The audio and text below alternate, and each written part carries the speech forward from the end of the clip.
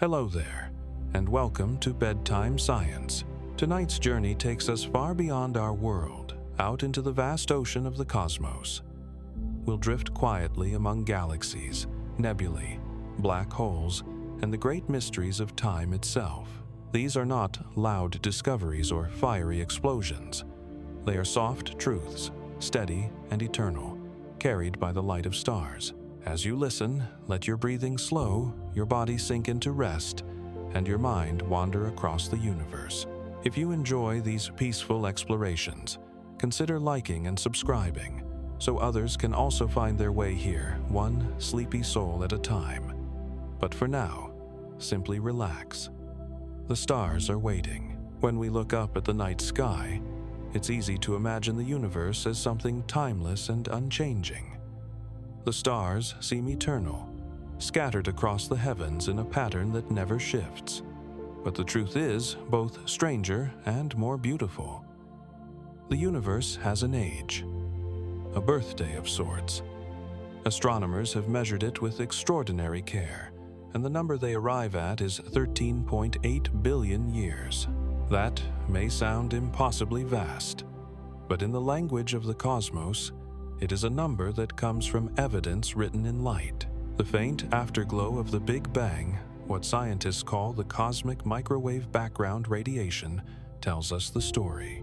This light has been traveling since the universe was only 380 years old, a baby in cosmic terms. Like a fossil, it carries information about temperature, density, and the seeds of the first galaxies. By studying its patterns, scientists can trace back the timeline of the universe itself. So when we say the universe is 13.8 billion years old, we aren't guessing. We are listening to the quiet hum of ancient light, still drifting through space like a cosmic lullaby. But age alone isn't the only wonder.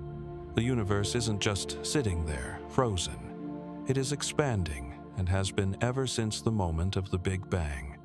Imagine the fabric of space itself, stretching, carrying galaxies with it. They're not flying through empty space like sparks from a firework. Instead, the very space between them is growing. The distances widen not because of motion alone, but because the stage itself is swelling. Astronomer Edwin Hubble first discovered this in the 1920s. He noticed that galaxies far away from us weren't just moving randomly. They were almost all receding, and the farther they were, the faster they seemed to flee. It was as if the entire universe was breathing outward. This became one of the great revelations of science. The cosmos has a history, a beginning, and a direction. What makes this story even more astonishing is that the expansion is not slowing down. For much of the 20th century, scientists assumed gravity, the pull of all matter, would gradually rein in the expansion. Perhaps the universe would coast to a stop, or even collapse back on itself in a big crunch. But in the late 1990s, observations of distant exploding stars called supernovae revealed the opposite. The expansion is accelerating. Something unseen, called dark energy, is driving the universe apart faster and faster. We don't know what dark energy truly island. It may be a property of space itself, a pressure woven into the fabric of reality, or it may be something even stranger. What we do know is that it now makes up about 70% of everything in the cosmos, quietly shaping the future. So here we are, in a universe 13.8 billion years old, yet still expanding and expanding faster with every passing moment. The galaxies you see in the night sky will not stay where they are. In billions of years, they will drift beyond visibility, leaving only the faint glow of our own local group. To future astronomers, the universe may appear far emptier than it does today, and yet there is something deeply comforting in this vast, ongoing story. The universe is not static. It is alive with motion, filled with change. We are part of a cosmic unfolding that began long before us and will continue long after. When you close your eyes tonight, remember, You are living in a moment within a story, 13.8 billion years in the making. And even as you rest, the universe around you keeps expanding, quietly, endlessly, into tomorrow. When we step outside on a clear night and look up, the darkness between the stars can feel empty. But the truth is, even in that darkness, the universe is glowing. Not with light we can see with our eyes, but with an invisible afterglow, a faint whisper of energy left over from the very beginning of time. Astronomers call it the cosmic microwave background radiation, or CMB for short. This light is unimaginably old. It has been traveling for more than 13 billion years, crossing the depths of space long before Earth, the Sun, or even the Milky Way fully formed. It is, in every sense, the universe's oldest memory.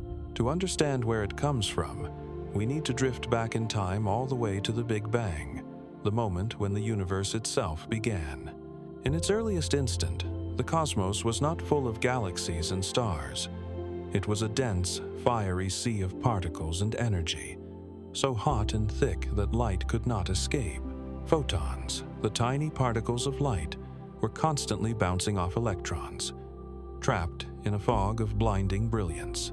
For nearly 380 years, the universe remained in this state, an expanding fireball of plasma. But as it grew, it also cooled. Eventually, the temperature dropped enough for protons and electrons to combine into neutral atoms, and with that single transformation, the fog lifted. Light was finally free to travel without constant scattering. That first free light is what we now detect as the cosmic microwave background. It is the universe's afterglow, stretched and softened by billions of years of expansion.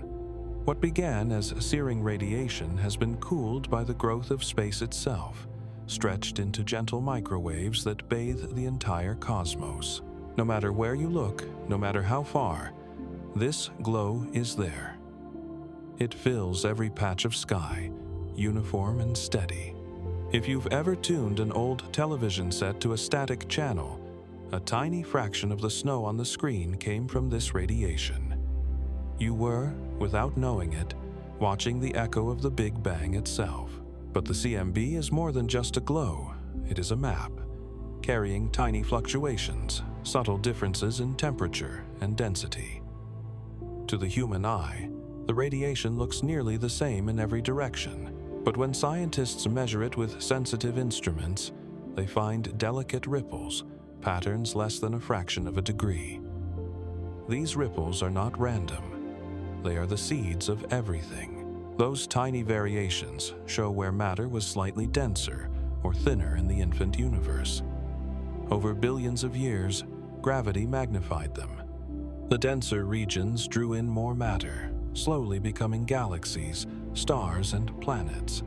Every world, every living being, can trace its ancestry back to those gentle ripples etched into the CMB. In the 1960s, two scientists, Arno Penzias and Robert Wilson, stumbled upon this cosmic glow by accident. While working with a large radio antenna, they kept detecting a faint, persistent hiss of microwaves, no matter where they pointed. At first, they thought it was interference, perhaps even bird droppings on the antenna, but the signal remained. What they had discovered was nothing less than the afterglow of creation. For this, they won the Nobel Prize.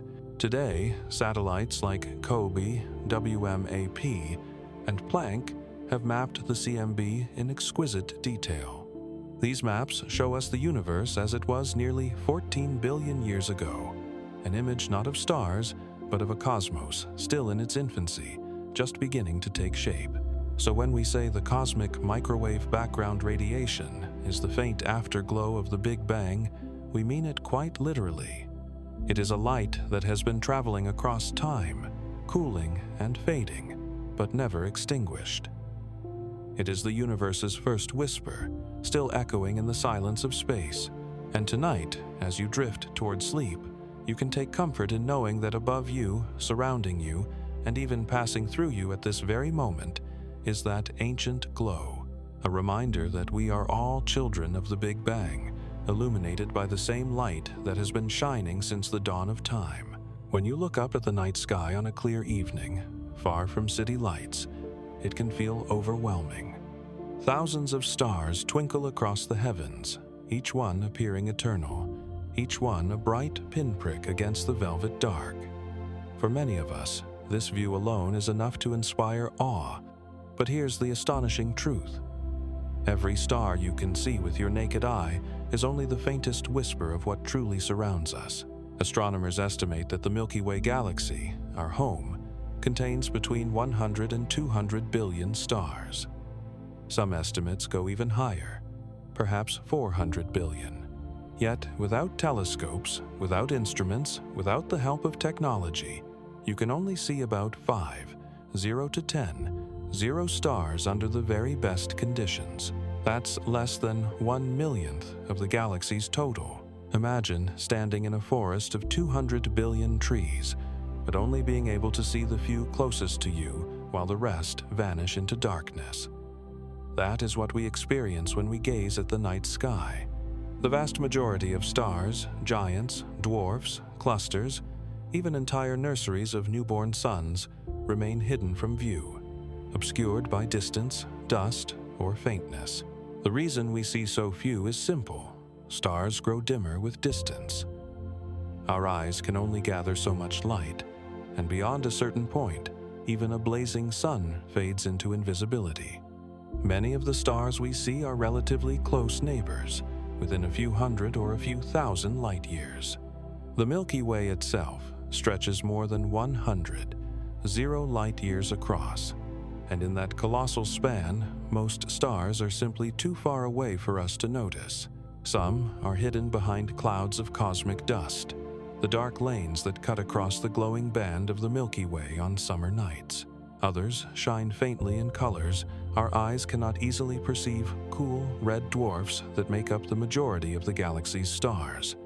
In fact, about 75% of all stars in the Milky Way are red dwarfs, tiny and long-lived, glowing with a soft crimson light. Not a single one of these is visible to the unaided eye. The night sky you see is already an edited version of reality, showing only the brightest, bluest, and most powerful suns. And yet, even this tiny sample carries stories. When you trace the constellations, when you find Orion, Cassiopeia, or the Big Dipper, you are connecting dots that are only the tip of a vast iceberg. Behind every bright star are millions more, scattered in spirals, clustered in globular groups, or drifting alone in the galactic halo. Think of the Pleiades, the Seven Sisters. Most people see 6 or 7 stars, but a telescope reveals dozens, and photographs reveal hundreds.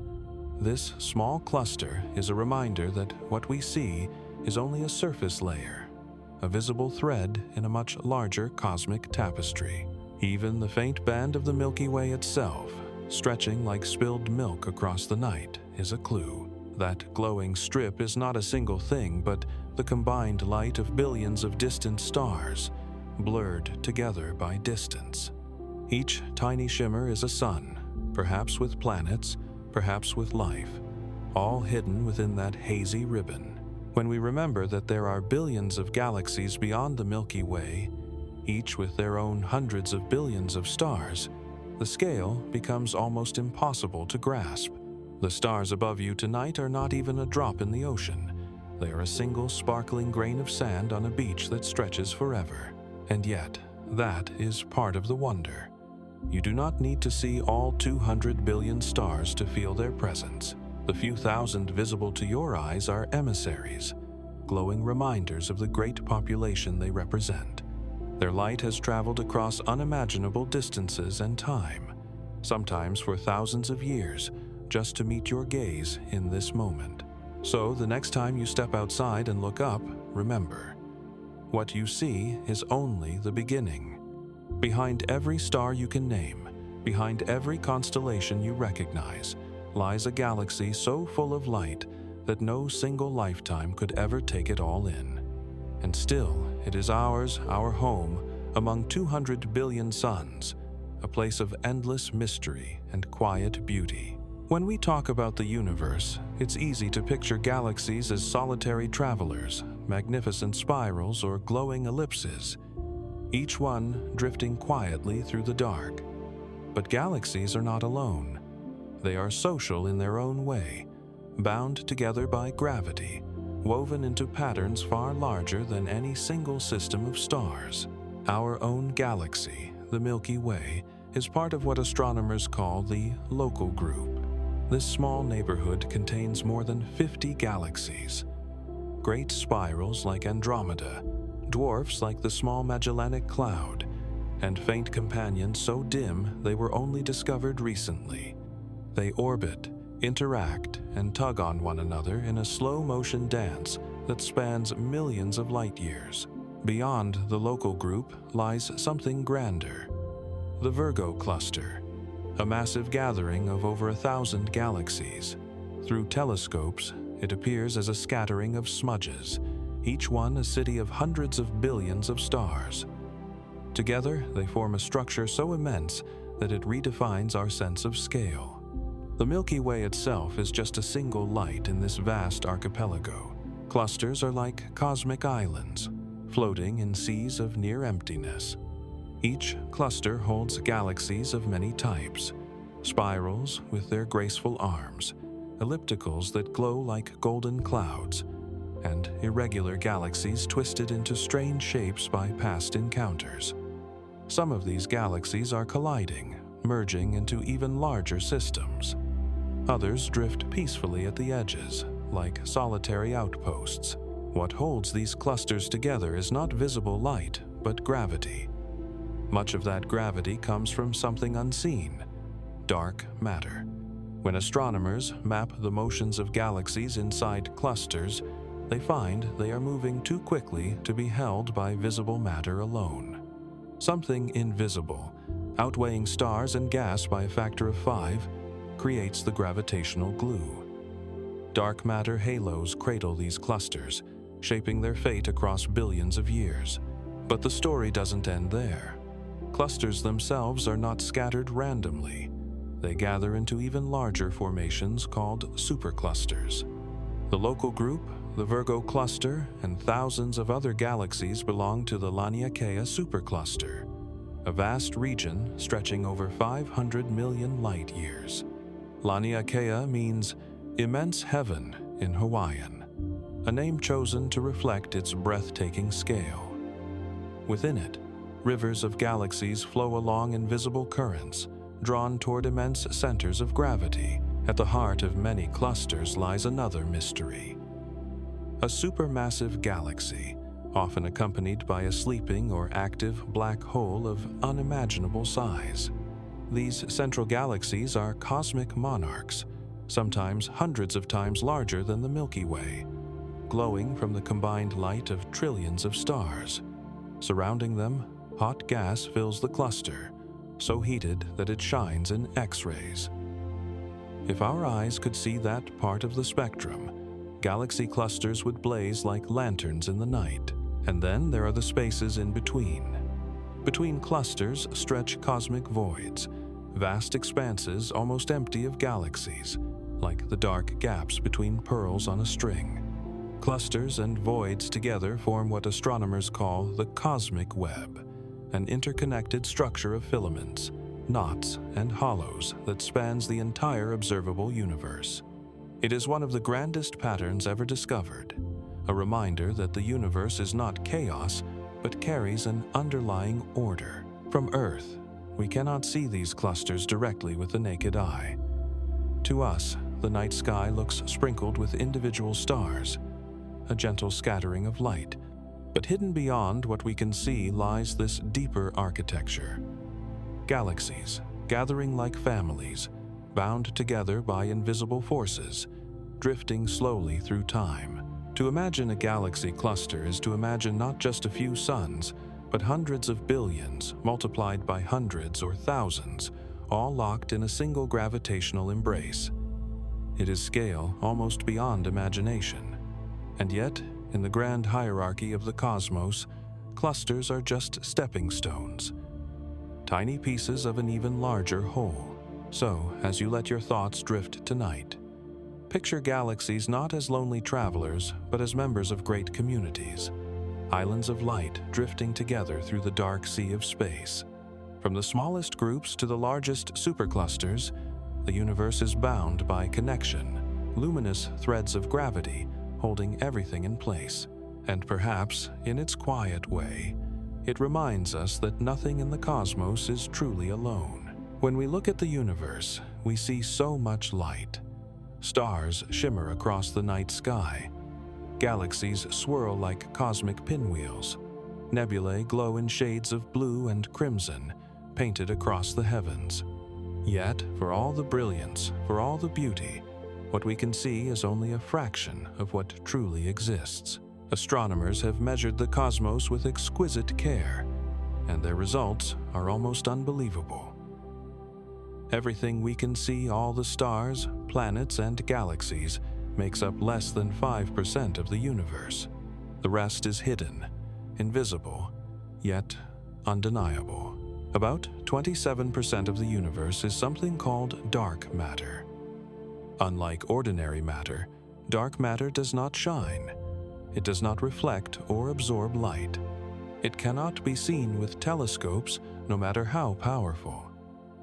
And yet, it reveals itself through its gravity. When astronomers study the motion of galaxies, they notice something strange. Stars orbit far faster than they should if only visible matter were present.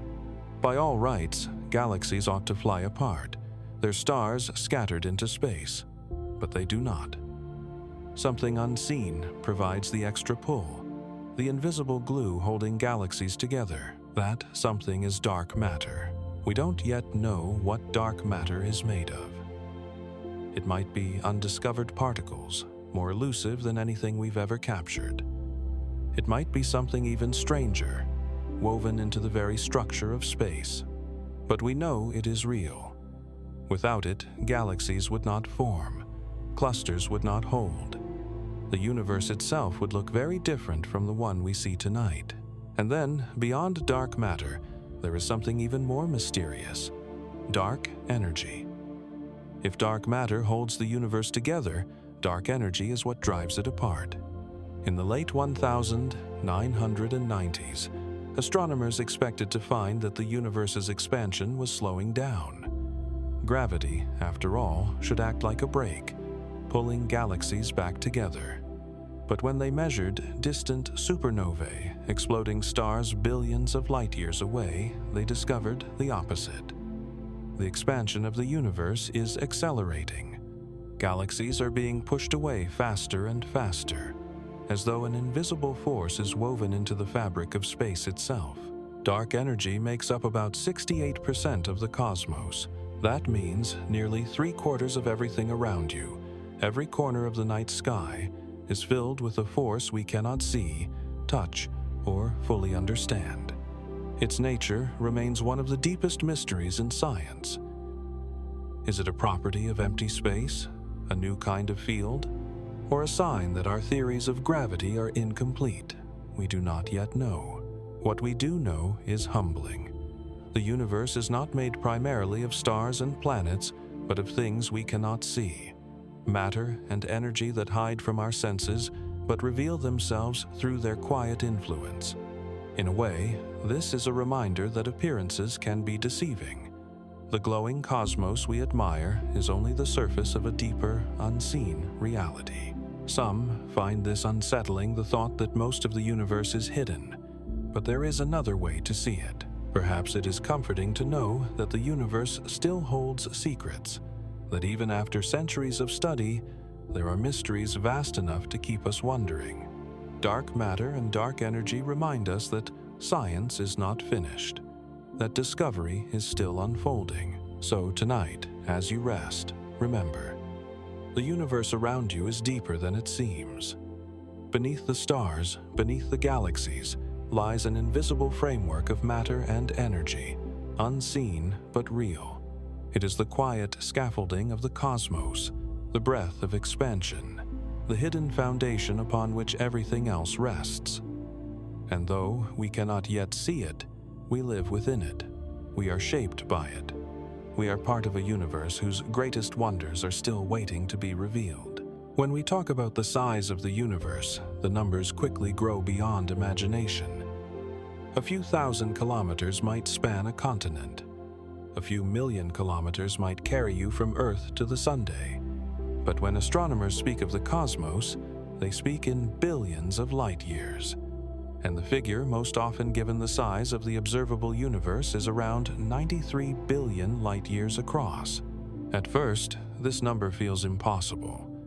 If the universe is only 13.8 billion years old, shouldn't the farthest light we can see be about 13.8 billion light years away? The answer is more subtle, and it reveals something remarkable about the nature of space itself. A light year is the distance light travels in 1 year, about 9.5 trillion kilometers. When you look at a star in the night sky, you are looking into the past. A star 100 light years away shines with light that left it a century ago. A galaxy 1 billion light years away shows you the universe as it was 1 billion years ago. The farther we look, the deeper into history we peer. The most distant light we can see is the cosmic microwave background radiation, released when the universe was only 380 years old. That light has been traveling ever since, crossing the vast ocean of time and space to reach us. But here's the twist. While the light was making its journey, the fabric of space itself has been stretching. Space is not fixed. It expands, carrying galaxies along with it like raisins rising in a loaf of bread. So, the galaxies that emitted the oldest light we see are now much farther away than 13.8 billion light years. Because of this stretching, those galaxies are currently about 46 billion light years from us in any direction. Add both sides together, and you get a sphere of visibility about 93 billion light years across. This is what astronomers call the observable universe, the part we can see because light from those regions has had enough time to reach us. Beyond that horizon lies more universe, perhaps infinitely more, but it is hidden from us. The light from those regions has not yet arrived and may never reach us if the expansion continues to accelerate. To put this size into perspective, imagine shrinking the Milky Way, our galaxy of 200 billion stars, down to the size of a grain of sand. Even then, the observable universe would be a sphere thousands of kilometers across, filled with grains of sand representing galaxies. Current estimates suggest there are more than 2 trillion galaxies within this visible volume, each containing billions or even trillions of stars. The night sky above you is not crowded, it is almost empty compared to what truly exists. And yet, for all its immensity, the observable universe is not the full story. It is only the part of the cosmos accessible to us at this moment in cosmic time. In the far future, the expansion, driven by dark energy, will carry distant galaxies beyond our horizon, one by one. Their light will fade from view, leaving the universe around us darker, emptier, more isolated. Future astronomers may not even be able to see the same cosmic structures we observe today, but here, now, we live in a golden age of visibility. We can trace the faint afterglow of the Big Bang. We can map galaxies billions of light years away.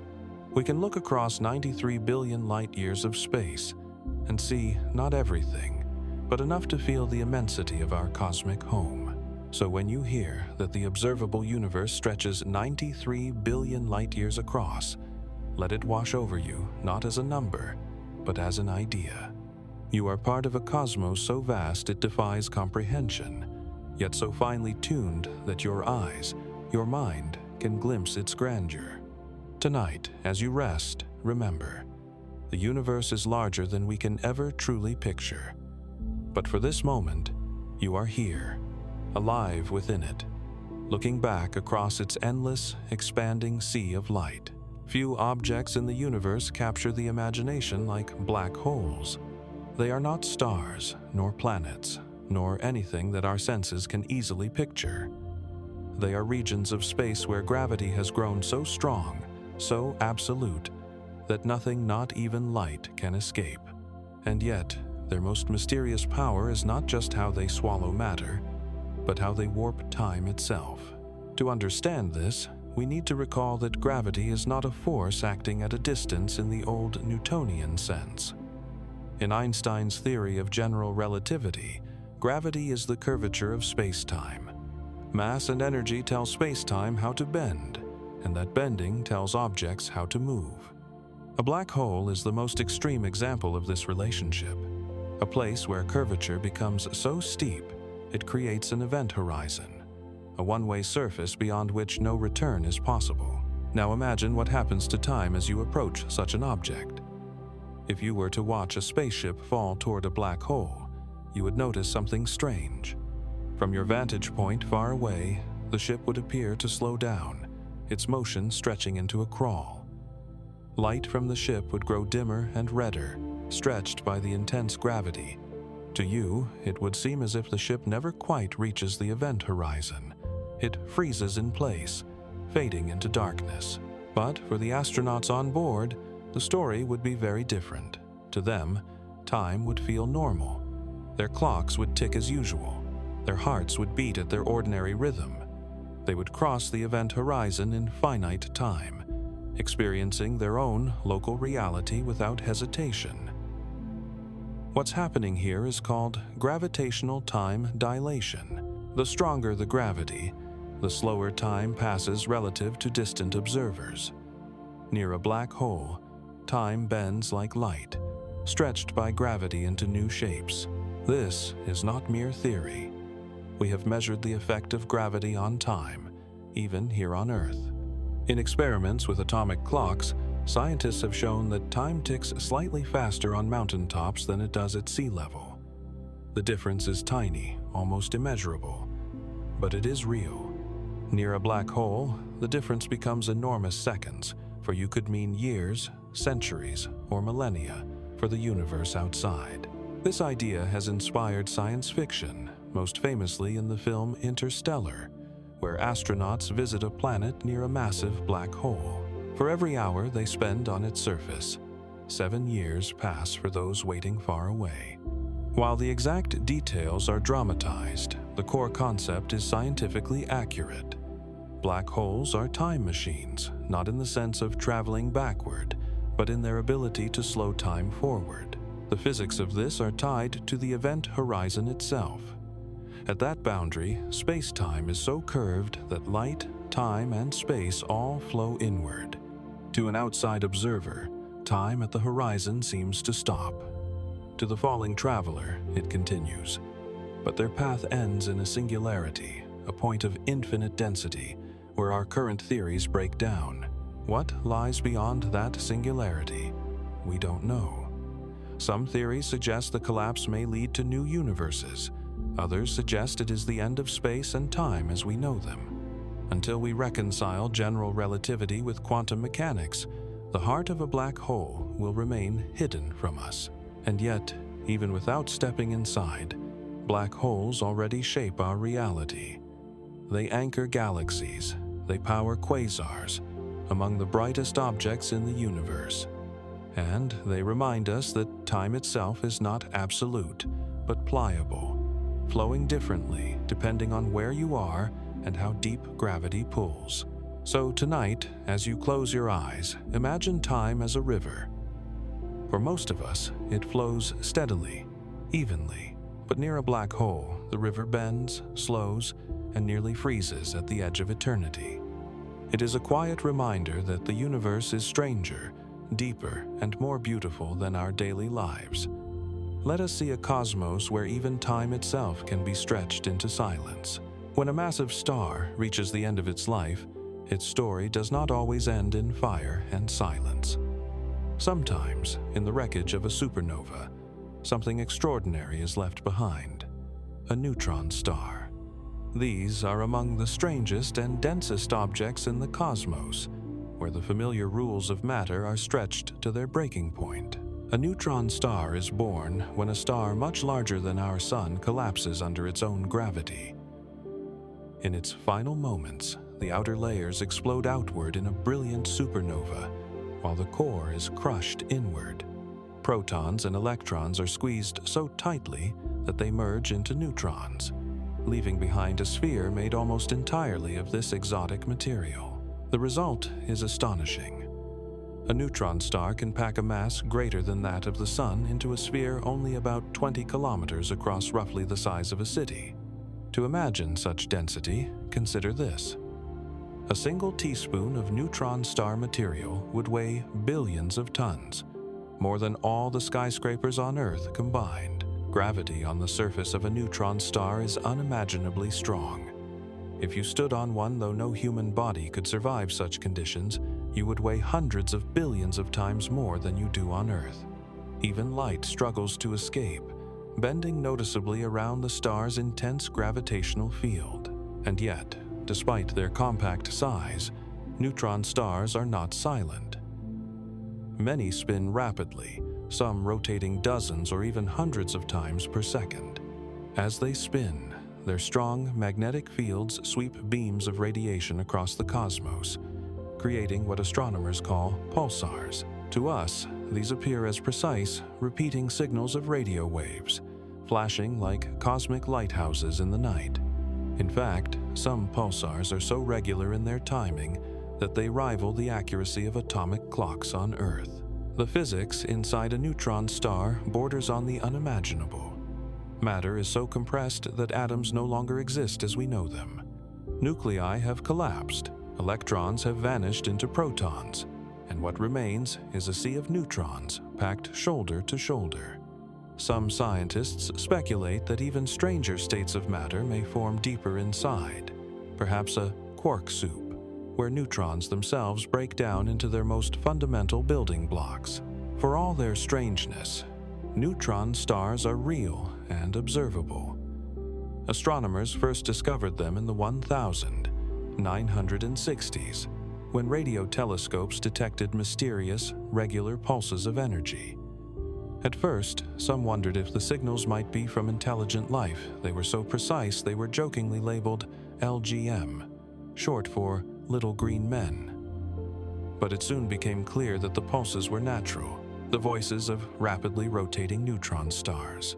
These objects also play a role in some of the most dramatic events in the universe. When two neutron stars orbit one another, they gradually spiral closer, losing energy in the form of gravitational waves, ripples in the fabric of space-time itself. When they finally collide, the explosion is so powerful, it forges heavy elements like gold and platinum, scattering them into the cosmos. In fact, much of the jewelry we wear, the circuits in our electronics, and the minerals beneath our feet were likely born in such cataclysms. And yet, neutron stars also remind us of fragility. Push the collapse just a little further, and the star's mass becomes too great. Even neutrons cannot resist the pressure. At that point, the core falls into something even stranger, a black hole, where all known physics breaks down.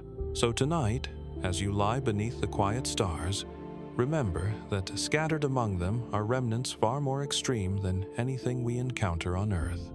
Neutron stars are silent cities of collapsed matter, dense beyond comprehension, spinning and pulsing in the dark. They are the fossils of massive suns, collapsed into spheres of gravity and light, whispering to us across the cosmos. In their existence lies a reminder: the universe is not just vast, but profoundly diverse. From the delicate glow of nebulae to the crushing density of neutron stars, creation and destruction are woven into the same fabric. And we, for this fleeting moment, get to look up and wonder at it all. When we picture galaxies, it is tempting to imagine them as eternal islands, floating untouched in the vast ocean of space. But galaxies are not isolated. They live in neighborhoods, and those neighborhoods are not always peaceful. Gravity is patient, and over billions of years it pulls galaxies together. Our own home, the Milky Way, is no exception. Even now, it is slowly, quietly absorbing its smaller companions. high above us in the night sky, faint streams of stars stretch across the darkness. To the unaided eye, they are invisible. But with sensitive telescopes, astronomers have discovered these stellar streams, long ribbons of stars that were once part of smaller galaxies. Over time, these companions wandered too close to the Milky Way and were torn apart. Their stars stretched into glowing trails and folded into our galaxy's halo. One of the most prominent victims is the Sagittarius dwarf galaxy. This small companion has been orbiting the Milky Way for billions of years, and each pass brings it closer. Tidal forces the pull of our galaxy's gravity are shredding it apart. Its stars now form an elegant arc wrapping around the Milky Way, like the faint memory of a once cohesive galaxy. Someday soon, in cosmic terms, it will be completely absorbed, becoming indistinguishable from our own stars. The Milky Way has not just captured one or two galaxies this way, but dozens. Astronomers studying the chemical fingerprints of stars have found entire populations that did not originate here. Their compositions and motions reveal that they once belonged to other galaxies, swallowed long ago. One of the largest of these events, called the Gaia-Enceladus merger, happened nearly 10 billion years ago. It reshaped the early Milky Way, adding hundreds of millions of stars and thickening its disk. In a sense, the galaxy we call home is a mosaic, stitched together from the remains of smaller worlds, and the process is not over. Even now, faint galaxies like the Magellanic Clouds are orbiting nearby. These glowing companions, visible from the southern hemisphere, are slowly losing gas and stars to the Milky Way's pull. Over the next few billion years, they too will be stripped, their material feeding our galaxy, sparking new bursts of star formation.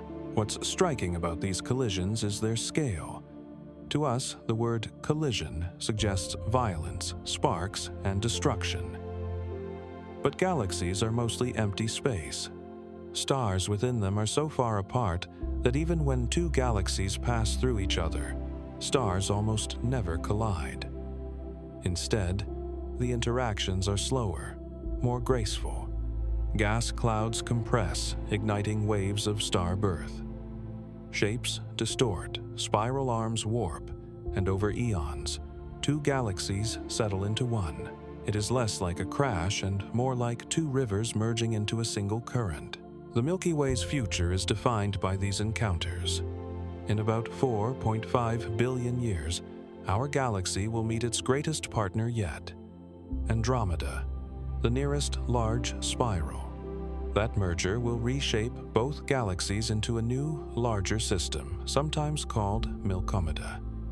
But until then, our galaxy continues to grow quietly, meal by meal, absorbing dwarfs, streams, and clouds into its vast spiral structure.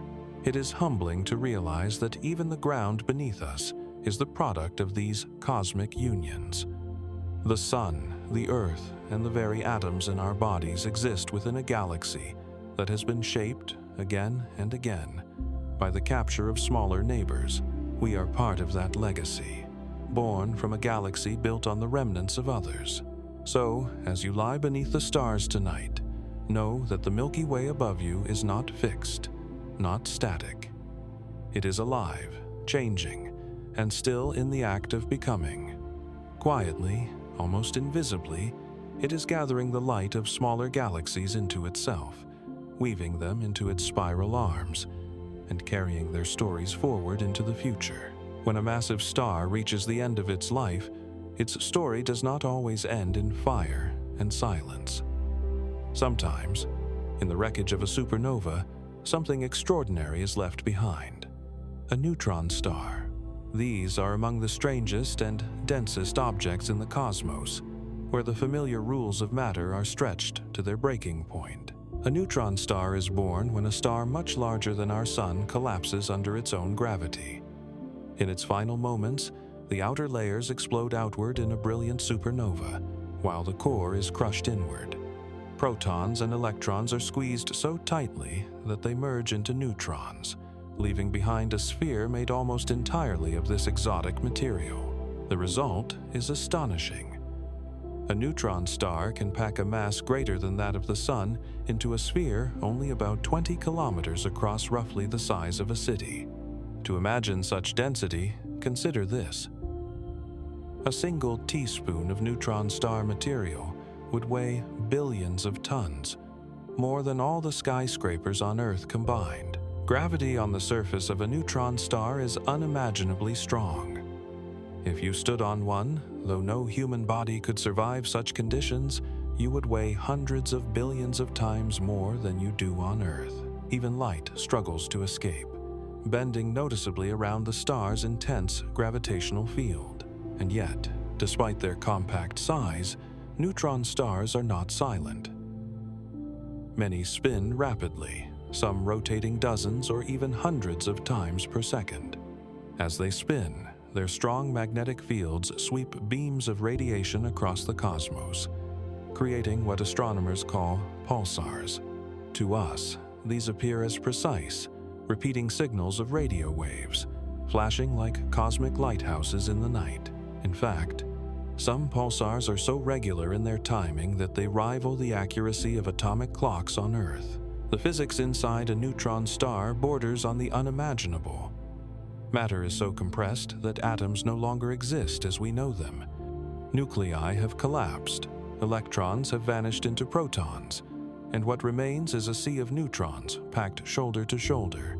Some scientists speculate that even stranger states of matter may form deeper inside, perhaps a quark soup where neutrons themselves break down into their most fundamental building blocks.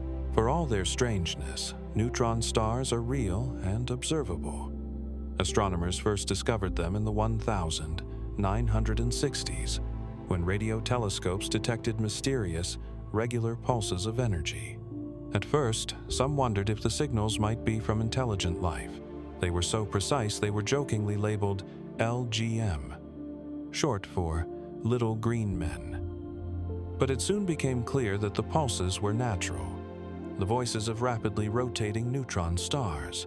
These objects also play a role in some of the most dramatic events in the universe.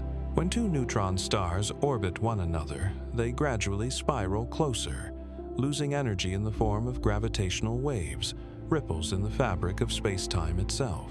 When they finally collide, the explosion is so powerful, it forges heavy elements like gold and platinum, scattering them into the cosmos. In fact, much of the jewelry we wear, the circuits in our electronics, and the minerals beneath our feet were likely born in such cataclysms. And yet, neutron stars also remind us of fragility. Push the collapse just a little further, and the star's mass becomes too great. Even neutrons cannot resist the pressure. At that point, the core falls into something even stranger, a black hole, where all known physics breaks down. So tonight, as you lie beneath the quiet stars, remember that scattered among them are remnants far more extreme than anything we encounter on Earth. Neutron stars are silent cities of collapsed matter, dense beyond comprehension, spinning and pulsing in the dark. They are the fossils of massive suns, collapsed into spheres of gravity and light, whispering to us across the cosmos. In their existence lies a reminder. The universe is not just vast, but profoundly diverse. From the delicate glow of nebulae to the crushing density of neutron stars, creation and destruction are woven into the same fabric. And we, for this fleeting moment, get to look up and wonder at it all. High above the horizon on a clear, dark night, far from city lights, there is a faint blur in the sky. To the unaided eye, it looks like a small, ghostly smudge, hardly more than a whisper of brightness.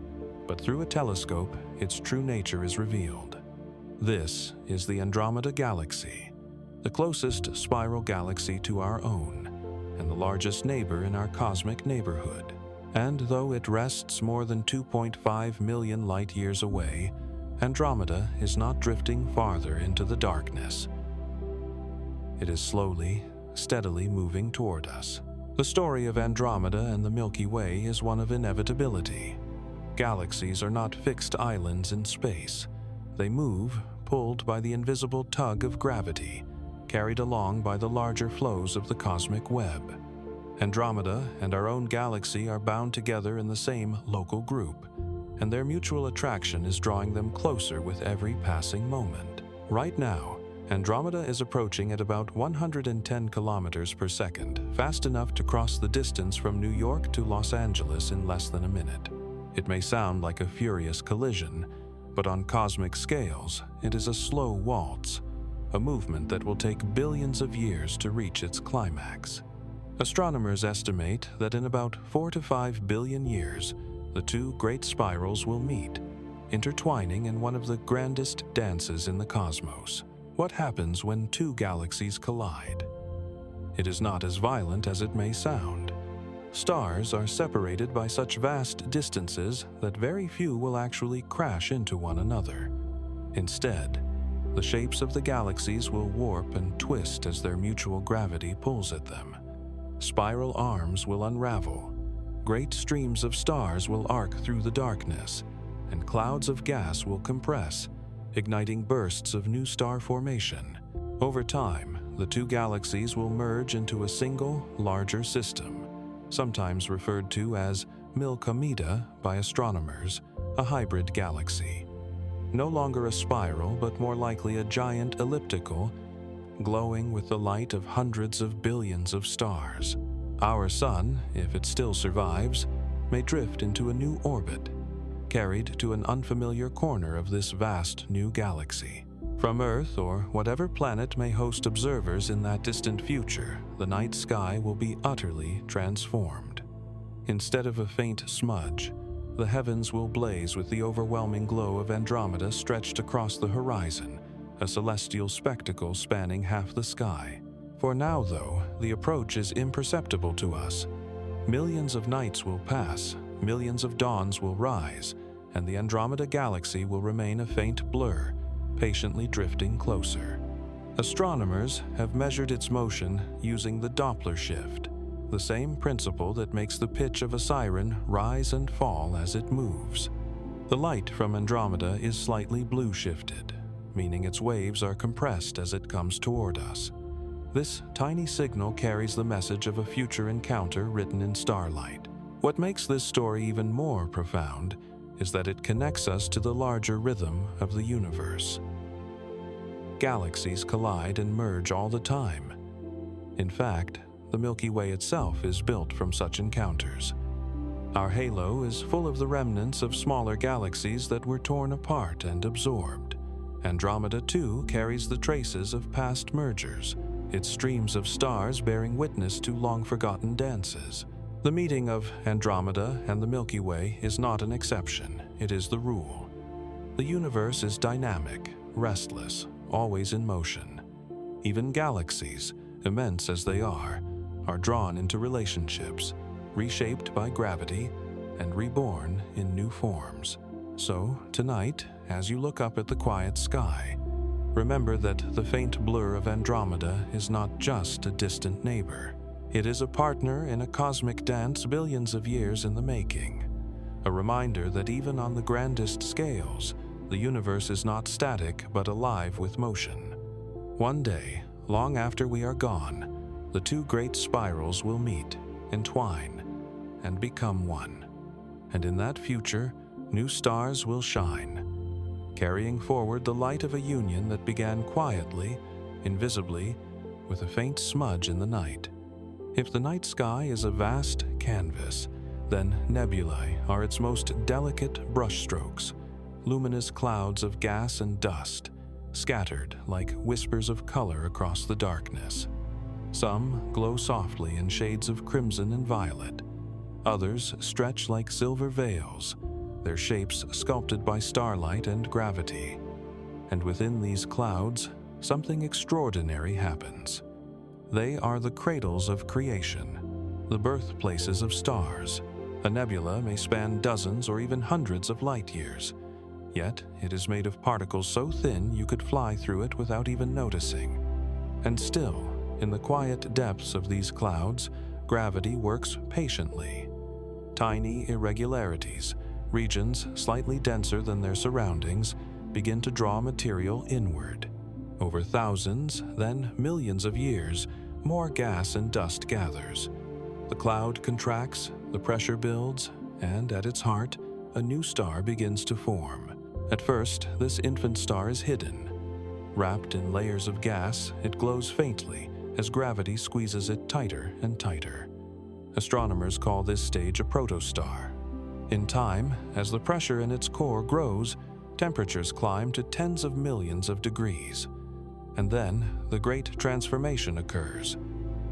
Nuclear fusion ignites. Hydrogen atoms fuse into helium, releasing a flood of energy.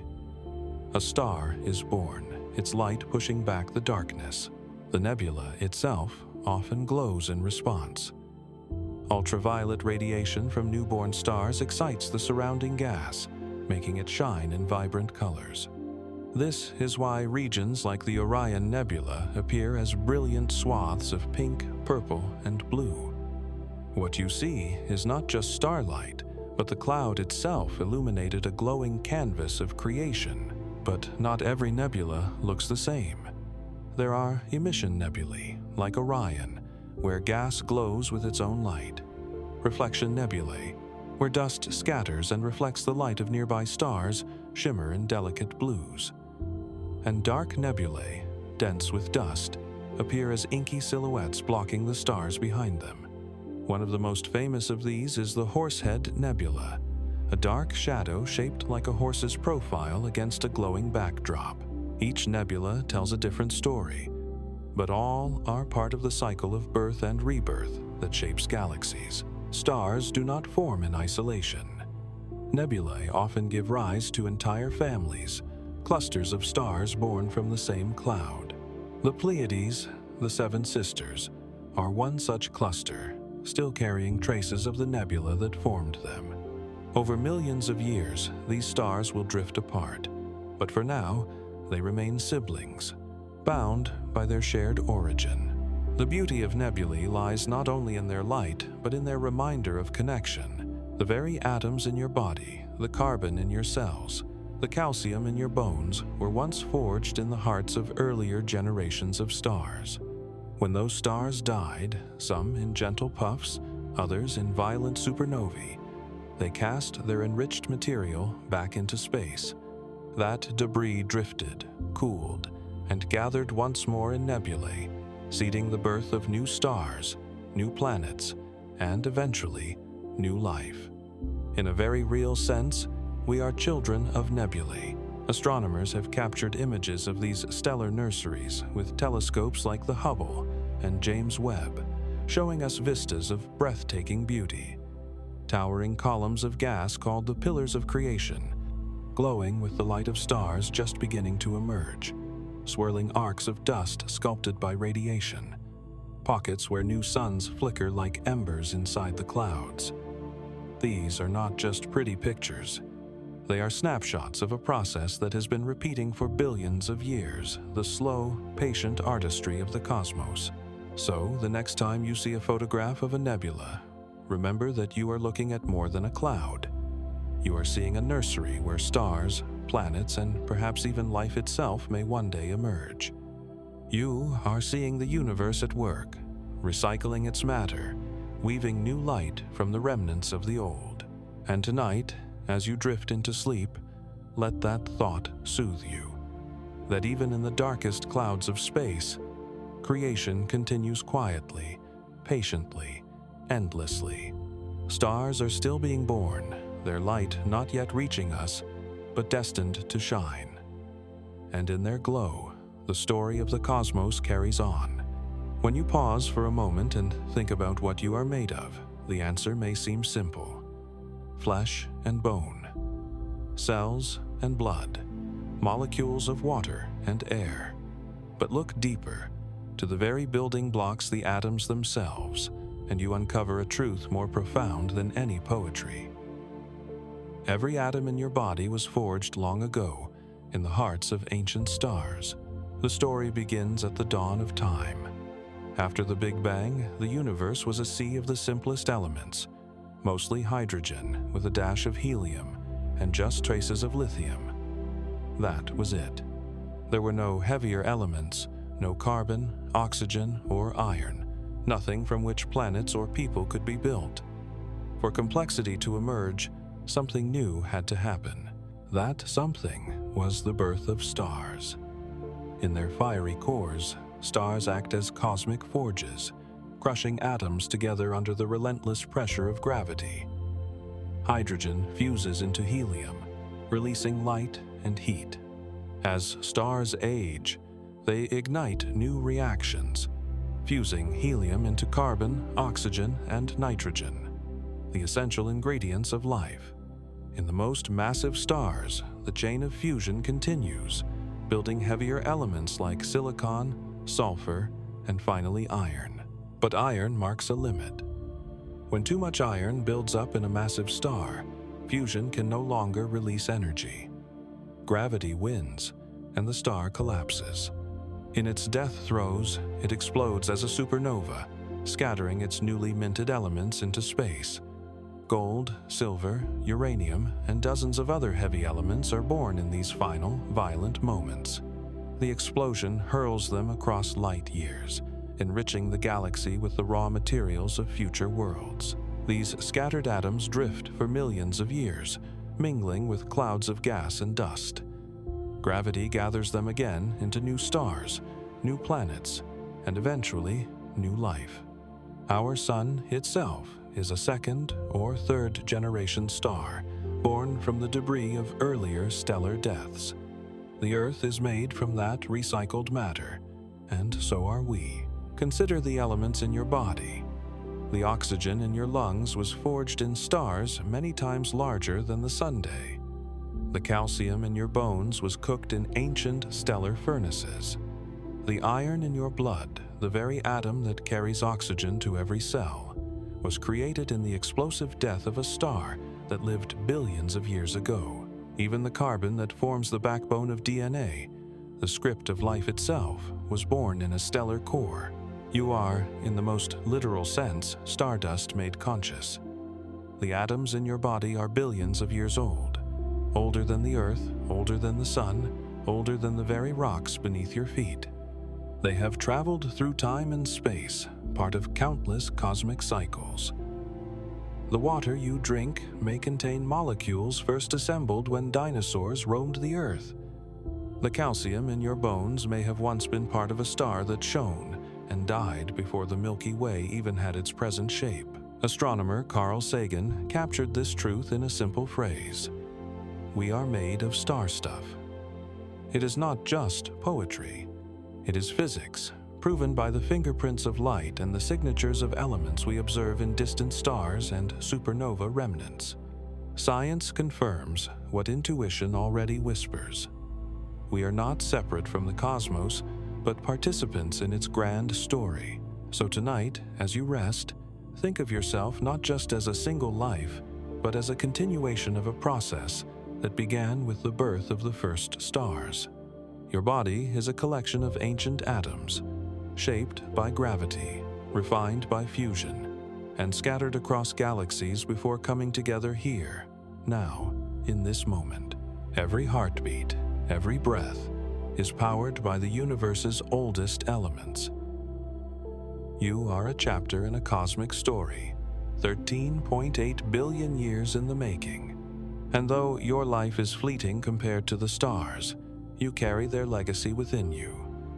You are the universe, given form, given thought, given the gift of wonder. When we picture galaxies, it is tempting to imagine them as eternal islands, floating untouched in the vast ocean of space. But galaxies are not isolated. They live in neighborhoods, and those neighborhoods are not always peaceful. Gravity is patient, and over billions of years it pulls galaxies together. Our own home, the Milky Way, is no exception. Even now, it is slowly, quietly, absorbing its smaller companions. High above us in the night sky, faint streams of stars stretch across the darkness. To the unaided eye, they are invisible. But with sensitive telescopes, astronomers have discovered these stellar streams, long ribbons of stars that were once part of smaller galaxies. Over time, these companions wandered too close to the Milky Way and were torn apart. Their stars stretched into glowing trails and folded into our galaxy's halo. One of the most prominent victims is the Sagittarius dwarf galaxy. This small companion has been orbiting the Milky Way for billions of years, and each pass brings it closer. Tidal forces, the pull of our galaxy's gravity, are shredding it apart. Its stars now form an elegant arc wrapping around the Milky Way, like the faint memory of a once cohesive galaxy. Someday soon, in cosmic terms, it will be completely absorbed, becoming indistinguishable from our own stars. The Milky Way has not just captured one or two galaxies this way, but dozens. Astronomers studying the chemical fingerprints of stars have found entire populations that did not originate here. Their compositions and motions reveal that they once belonged to other galaxies, swallowed long ago. One of the largest of these events, called the Gaia-Enceladus merger, happened nearly 10 billion years ago. It reshaped the early Milky Way, adding hundreds of millions of stars and thickening its disk. In a sense, the galaxy we call home is a mosaic, stitched together from the remains of smaller worlds, and the process is not over. Even now, faint galaxies like the Magellanic Clouds are orbiting nearby. These glowing companions, visible from the southern hemisphere, are slowly losing gas and stars to the Milky Way's pull. Over the next few billion years, they too will be stripped, their material feeding our galaxy, sparking new bursts of star formation. What's striking about these collisions is their scale. To us, the word collision suggests violence, sparks, and destruction. But galaxies are mostly empty space. Stars within them are so far apart that even when two galaxies pass through each other, stars almost never collide. Instead, the interactions are slower, more graceful. Gas clouds compress, igniting waves of starbirth. Shapes distort, spiral arms warp, and over eons, two galaxies settle into one. It is less like a crash and more like two rivers merging into a single current. The Milky Way's future is defined by these encounters. In about 4.5 billion years, our galaxy will meet its greatest partner yet, Andromeda, the nearest large spiral. That merger will reshape both galaxies into a new, larger system, sometimes called Milkomeda. But until then, our galaxy continues to grow quietly, meal by meal, absorbing dwarfs, streams, and clouds into its vast spiral structure. It is humbling to realize that even the ground beneath us is the product of these cosmic unions. The sun, the earth, and the very atoms in our bodies exist within a galaxy that has been shaped again and again by the capture of smaller neighbors. We are part of that legacy, born from a galaxy built on the remnants of others. So, as you lie beneath the stars tonight, know that the Milky Way above you is not fixed, not static. It is alive, changing, and still in the act of becoming. Quietly, almost invisibly, it is gathering the light of smaller galaxies into itself, weaving them into its spiral arms, and carrying their stories forward into the future. At the heart of nearly every galaxy lies a mystery. Hidden behind clouds of stars and dust, buried in silence, is an object so powerful that it shapes the fate of everything around it: a supermassive black hole. Unlike the smaller black holes formed from collapsing stars, these giants contain not just a few times the mass of the Sun, but millions, and in some cases billions of solar masses. Our own Milky Way has one of its own. It is called Sagittarius A, a black hole more than 4 million times the mass of the Sunday. From Earth, we cannot see it directly, but we can watch its influence. Stars near the galactic center whip around it at incredible speeds, tracing invisible orbits through the dark. In 2019, astronomers unveiled the first ever image of a black hole's shadow in another galaxy, and in 2022 they captured one of Sagittarius A itself. It was a blurry golden ring surrounding darkness, proof that even in the heart of our galaxy, a black hole quietly reigns. But the Milky Way's black hole is modest compared to some. In the centers of massive galaxies, astronomers have found black holes weighing not millions, but billions of suns. One such monster, in the galaxy Messier 87, tips the scales at over 6.5 billion solar masses. Another, in a galaxy known as TON 618, may be more than 60 billion suns in mass so large that it defies easy comprehension. How do such enormous objects form? That remains one of the great mysteries of astronomy. Some may have begun as smaller black holes that steadily grew, feeding on gas and dust for billions of years. Others may have formed early in the universe's history, seeded by the collapse of massive primordial clouds. Whatever their origin, they became the silent anchors of galaxies, pulling stars into orderly orbits and shaping the evolution of entire cosmic systems. Supermassive black holes do not always sleep quietly. When matter falls toward them, it does not plunge straight in. Instead, it spirals, forming an accretion disk, a swirling whirlpool of gas heated to millions of degrees. These disks can shine brighter than the combined light of billions of stars, creating objects known as quasars. In the distant universe, quasars blaze like beacons, their brilliance reaching us across billions of years. They are powered by black holes so massive their hunger lights up galaxies. Despite their name, black holes are not simply destroyers. They also shape creation. Their gravity stirs and regulates star formation. The energy they release can blow winds through galaxies, spreading heavy elements far and wide. Without them, galaxies might grow too large or too chaotic. In their silent way, supermassive black holes are not just the end of matter, but architects of cosmic order. And, perhaps most astonishingly, time itself is bent near their horizons.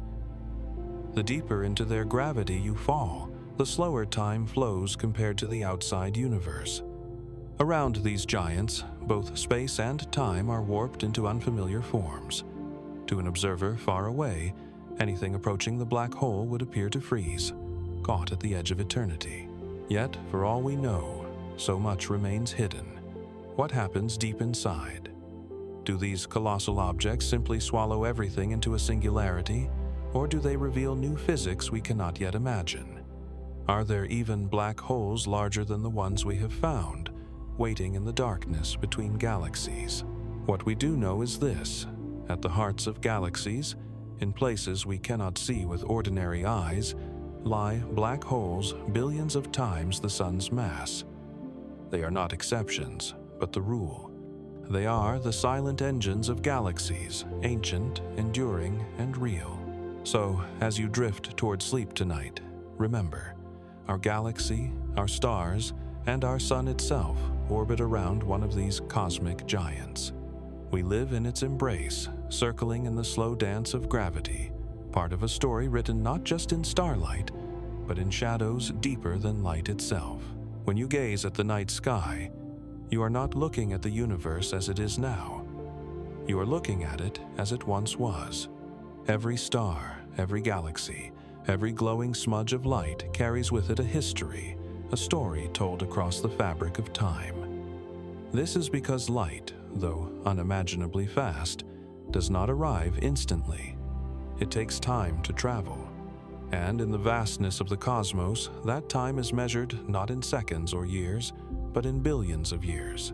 The nearest star system to us, Alpha Centauri, lies just over 4 light-years away.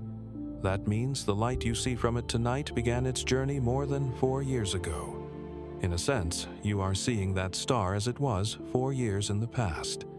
Step farther outward, and the story grows stranger. The great spiral of the Andromeda Galaxy, visible as a faint blur in the northern sky, lies about 2.5 million light-years away. Every photon of light from Andromeda that reaches your eye tonight left when early humans were first learning to shape stone tools. When you look at Andromeda, you are looking back into the dawn of humanity, but the universe stretches far beyond our nearby neighbors. Modern telescopes, like the Hubble Space Telescope and the James Webb Space Telescope, peer across billions of light-years. Some of the galaxies they capture appear as they were when the universe was only a fraction of its current age. A galaxy 10 billion light-years away shines with light that began its journey when Earth itself was still young, long before life as we know it emerged. And the faintest, farthest light of all the cosmic microwave background radiation began its journey more than 13 billion years ago, when the universe was still an infant, only 380 years old. This means that astronomy is not just the study of space, it is the study of time itself. Every telescope is a time machine, gathering ancient photons that have been traveling across the cosmos since before our planet even formed. When astronomers speak of distant galaxies, they are not describing how they look today, but how they looked when that light first set out. The deeper we look, the further back in history we peer. There is something profoundly humbling in this. When we look at the night sky, we are not sharing a single moment with the stars and galaxies. We are glimpsing their ancient selves, snapshots preserved in light. Many of the stars visible to your eye tonight may already be gone, burned out or collapsed into remnants, their present forms hidden from us by the delay of light. What we see is their memory, still crossing the gulf of time. Light is not just a messenger of the past, it is a sculptor of our present.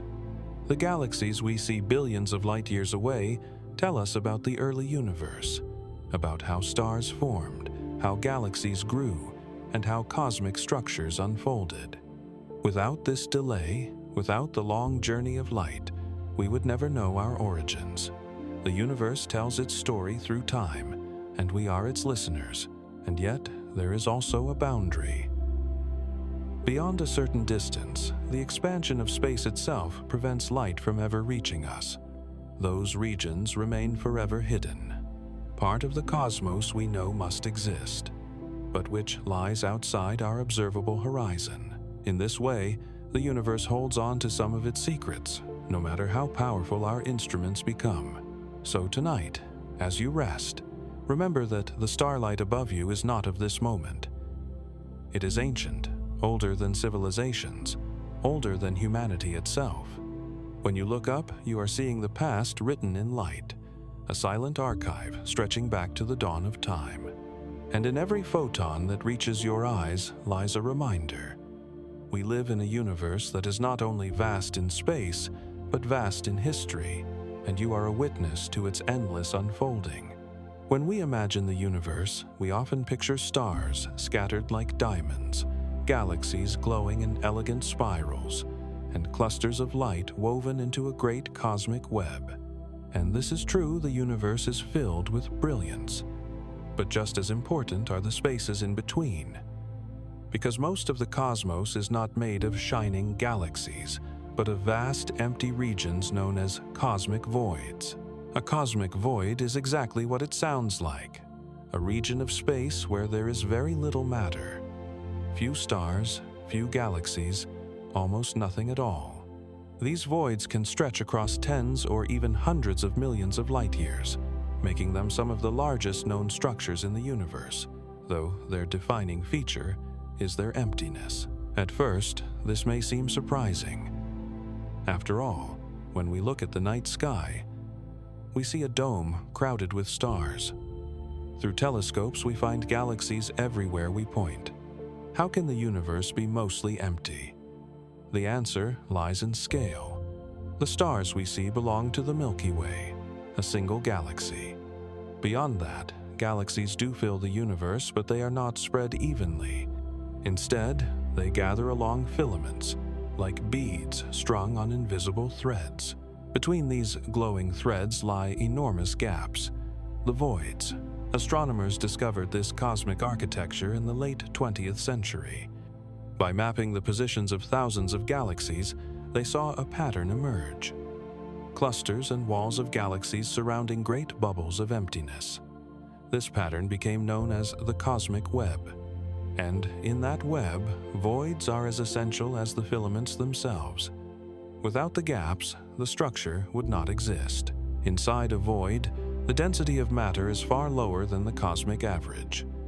There are still galaxies, but they are rare, faint, and often unusual in form. Some of these void galaxies appear isolated, forming stars slowly, with fewer interactions to stir their growth.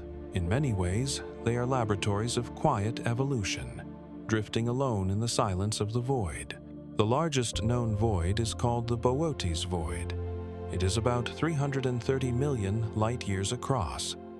For comparison, the Milky Way itself is only about 100 light-years wide. Inside the Boötes void, only a handful of galaxies have been found, a stark contrast to the crowded regions near galactic clusters. Standing at its center, if such a thing were possible, you would see almost nothing in every direction. It would be a loneliness beyond imagination, a darkness stretching further than human senses can comprehend. But emptiness does not mean insignificance. Voids are part of the universe's history. They formed as matter, under the pull of gravity, flowed toward the filaments and clusters, leaving behind regions drained of substance. In this way, voids are fossil records of the universe's growth, shaped by the same forces that created galaxies and stars. By studying them, scientists can learn about dark energy and the rate of cosmic expansion.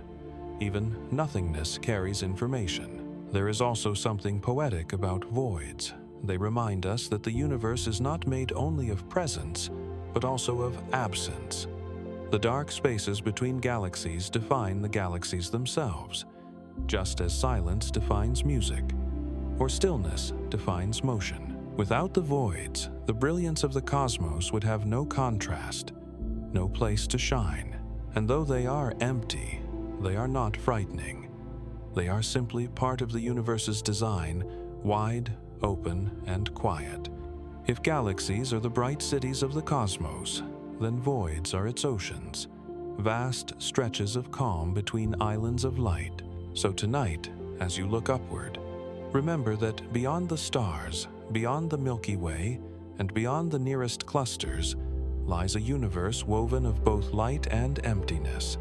Cosmic voids make up most of space, and in their silence, they hold the story of how the universe came to be. They are the shadows that give shape to the stars, the unseen canvas upon which the cosmos paints its luminous design. For most of us, time feels steady. The clock ticks, the sun rises and sets, and seconds pass in an unbroken rhythm. We live with the sense that time flows the same everywhere, constant and universal. But the universe tells a different story. According to Einstein's theory of relativity, time is not absolute. It can stretch, it can bend, and it can flow at different rates depending on gravity and speed. This strange truth begins with the idea that space and time are not separate.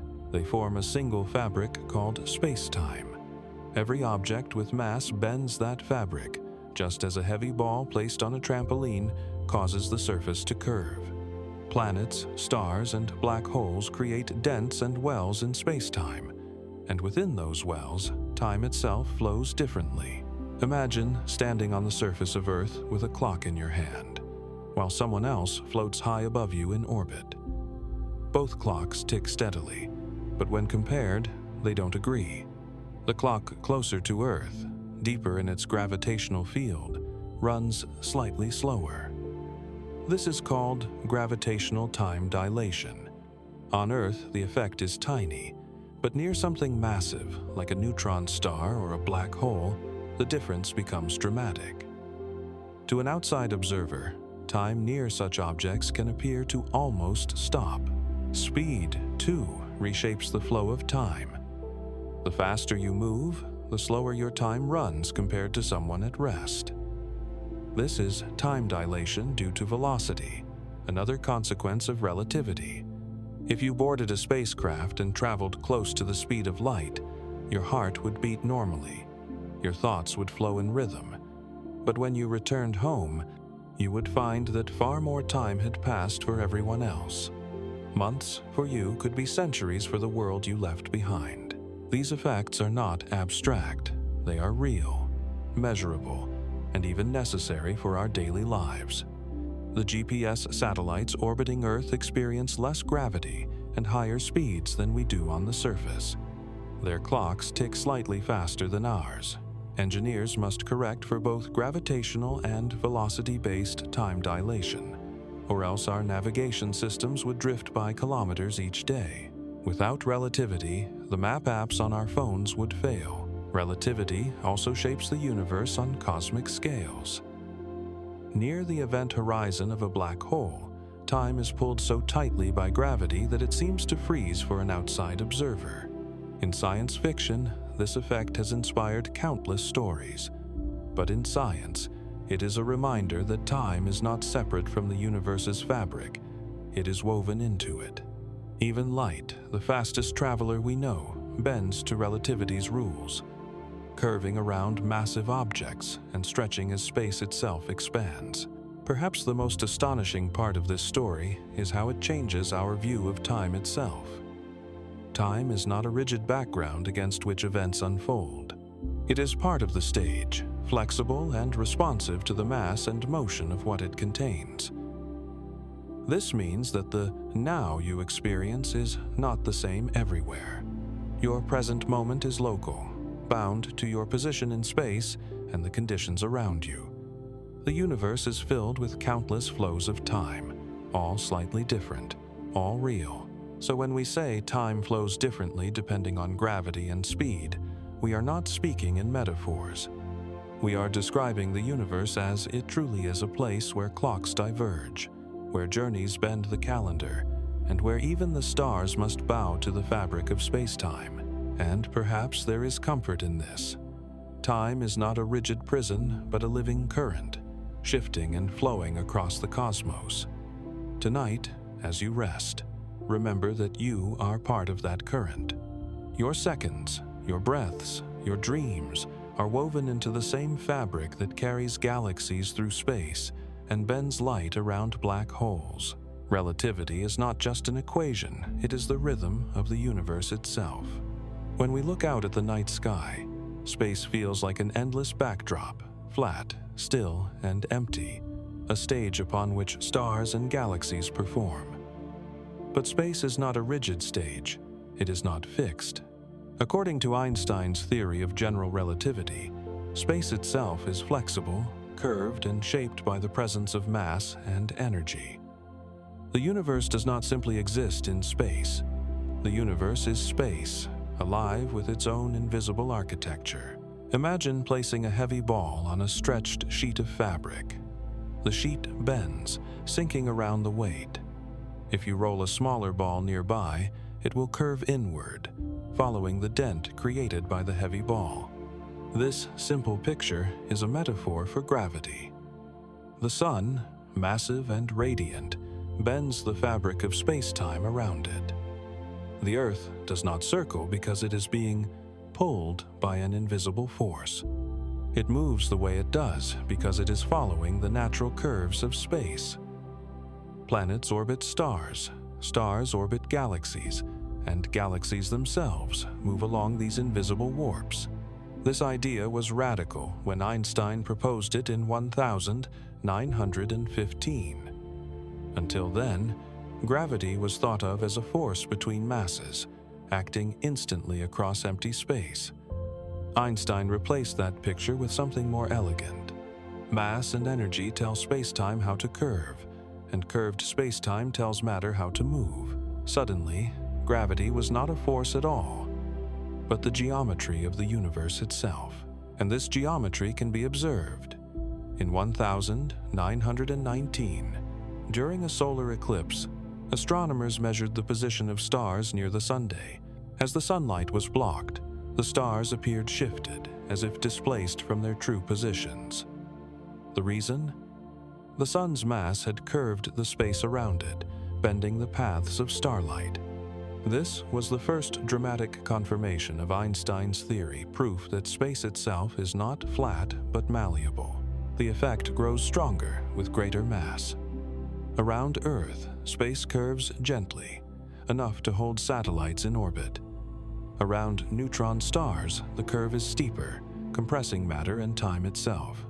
And near black holes, the curvature becomes so extreme that not even light can escape, falling forever into the unseen depths of warped space-time. But space is not only bent by matter. Energy, too, shapes it. Radiation, pressure, and even the mysterious dark energy all contribute to the fabric's curvature. On cosmic scales, this interplay determines the shape of the universe itself. Is the cosmos curved inward, destined to collapse? Is it curved outward, expanding forever? Or is it nearly flat, balanced between the two? Measurements of the cosmic microwave background suggest that the universe is astonishingly flat on large scales, though local curves ripple everywhere, sculpted by stars, galaxies, and invisible dark matter. The bending of space also gives rise to one of the most beautiful phenomena in astronomy: gravitational lensing. When light from a distant galaxy passes near a massive object, like a cluster of galaxies, the path of that light bends. To us, the background galaxy may appear stretched, magnified, or even duplicated into arcs and rings of light.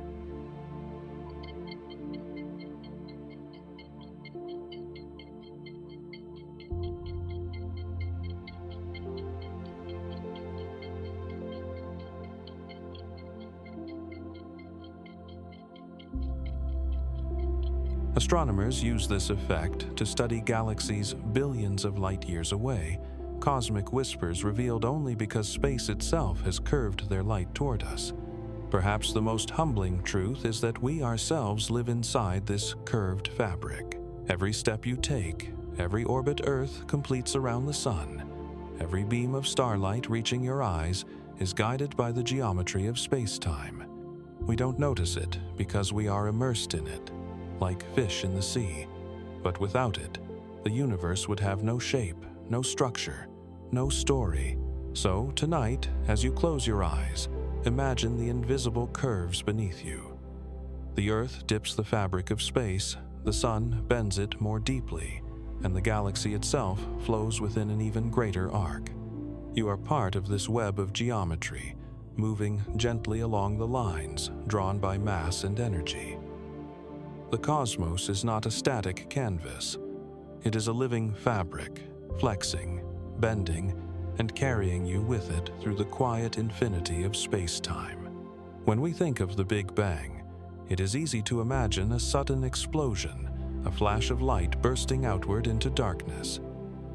But the true story is far stranger and far more elegant. In the very first fraction of a second, the universe did not simply expand.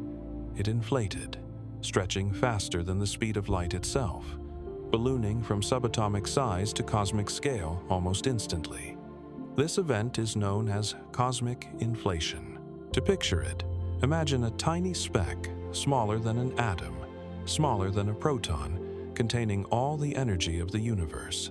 In less than a trillionth of a second, that speck expanded at a rate beyond comprehension. The distances between points grew faster than light could travel. In that heartbeat of creation, space itself swelled so quickly that regions once unimaginably close were carried billions of light years apart. This idea may sound impossible because nothing can move faster than light. But here is the key. It wasn't matter or light speeding through space. It was space itself expanding. The speed limit of light applies within space, but when space stretches, there is no such restriction. In that first instant, the fabric of the cosmos expanded faster than any photon could keep up. Why do scientists believe this happened? The evidence is written across the universe.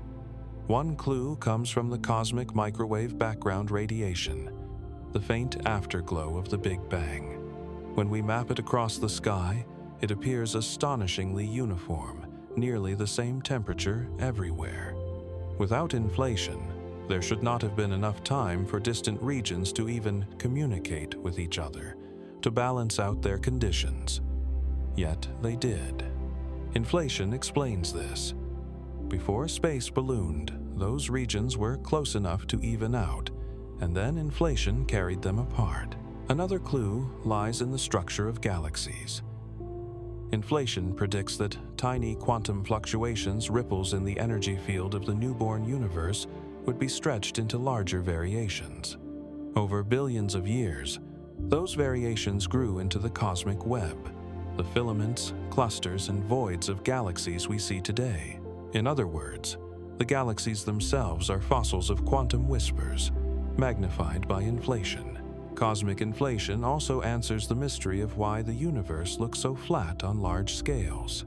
Without inflation, gravity would have curved the universe dramatically. Instead, we observe a cosmos balanced on the edge, not collapsing inward, not flinging outward into chaos, but stretched smooth and nearly flat, like an endless sheet.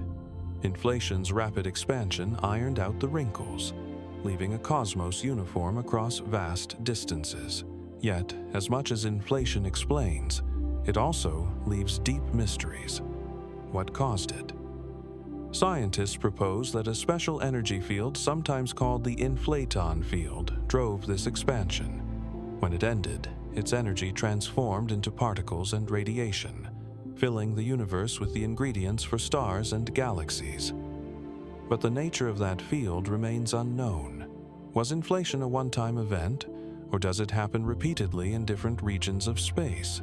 Some theories even suggest that inflation may lead to a multiverse, a vast collection of universes, each born from its own bubble of expansion. For now, we cannot say for certain. But what we do know is that in the universe's first instant, inflation set the stage. It gave us the smooth, structured, and balanced cosmos we inhabit today. Without it, the night sky would not look the way it does. The galaxies would not form as they have. Life itself might never have arisen. So tonight, as you drift toward rest, imagine that first cosmic breath, the universe inflating faster than light, stretching from the unimaginably small to the unimaginably vast in the blink of an eye. It was the silent overture of existence, the expansion that made all else possible. And every star above you, every atom within you, carries the imprint of that first, breathtaking moment of inflation. Step outside on a clear night, far from the glow of city lights, and the sky can feel overwhelming. Thousands of stars glitter above, scattered like diamonds across an endless canvas. To the human eye, this seems infinite, a sea of light stretching forever. But the truth is humbling. What you see with your naked eye is only a whisper, a faint suggestion of what truly exists beyond. On the best of nights, under the darkest skies, the human eye can make out perhaps 50 stars across the entire dome of heaven. That sounds like a great number, but it is a tiny fraction of the cosmos. Our home galaxy, the Milky Way, contains between 100 and 200 billion stars, and even that is just one galaxy among trillions. The stars visible to us are the closest and brightest neighbors, a thin sprinkling in our immediate cosmic backyard. The rest lie too far, too faint, or too hidden for our vision to catch. The glowing band of the Milky Way, stretching across the night, offers a clue. What appears as a pale, hazy river of light is actually the blended glow of billions of distant stars, blurred together by distance. Each speck within that band is a sun, perhaps with planets, perhaps with life, all shining beyond the reach of individual recognition. What you see is not the galaxy in its fullness, but a faint brushstroke of its true form, and even this is limited. Much of our galaxy is hidden behind clouds of interstellar dust that block visible light.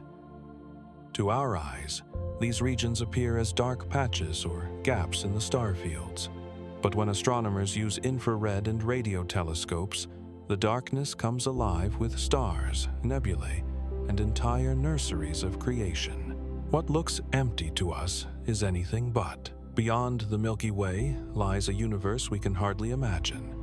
The Andromeda Galaxy, faintly visible as a smudge to the naked eye, contains more than 1 trillion stars. Yet, in photographs taken by telescopes like Hubble, tiny specks that appear to be stars resolve into entire galaxies, each with billions of suns. One of the most famous images, the Hubble Ultra Deep Field, shows a patch of sky no larger than a grain of sand held at arm's length. Within that speck, the telescope revealed thousands of galaxies, some so distant their light has been traveling for over 13 billion years. This tells us something extraordinary.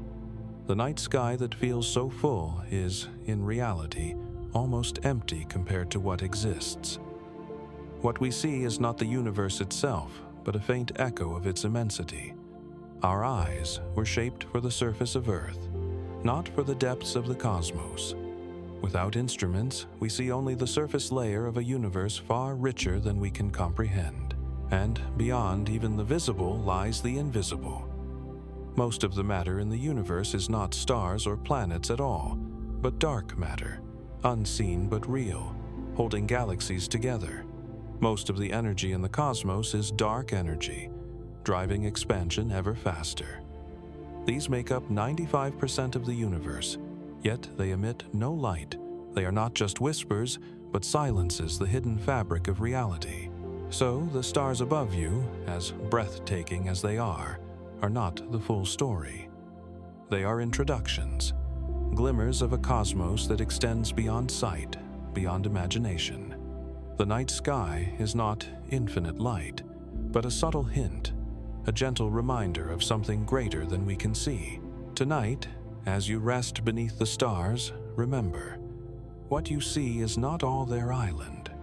The starlight above is a whisper, a song carried from nearby suns. But behind it, beyond it, lies a universe more vast and luminous than any eye alone could ever know. And yet, even that whisper is enough to remind us. We are part of something immeasurable, a cosmos alive with light.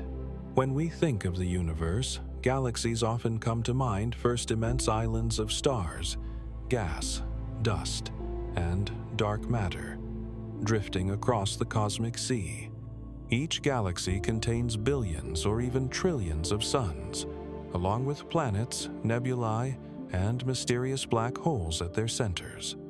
And yet, despite their vastness, galaxies fall into just a few main categories: spiral, elliptical, and irregular.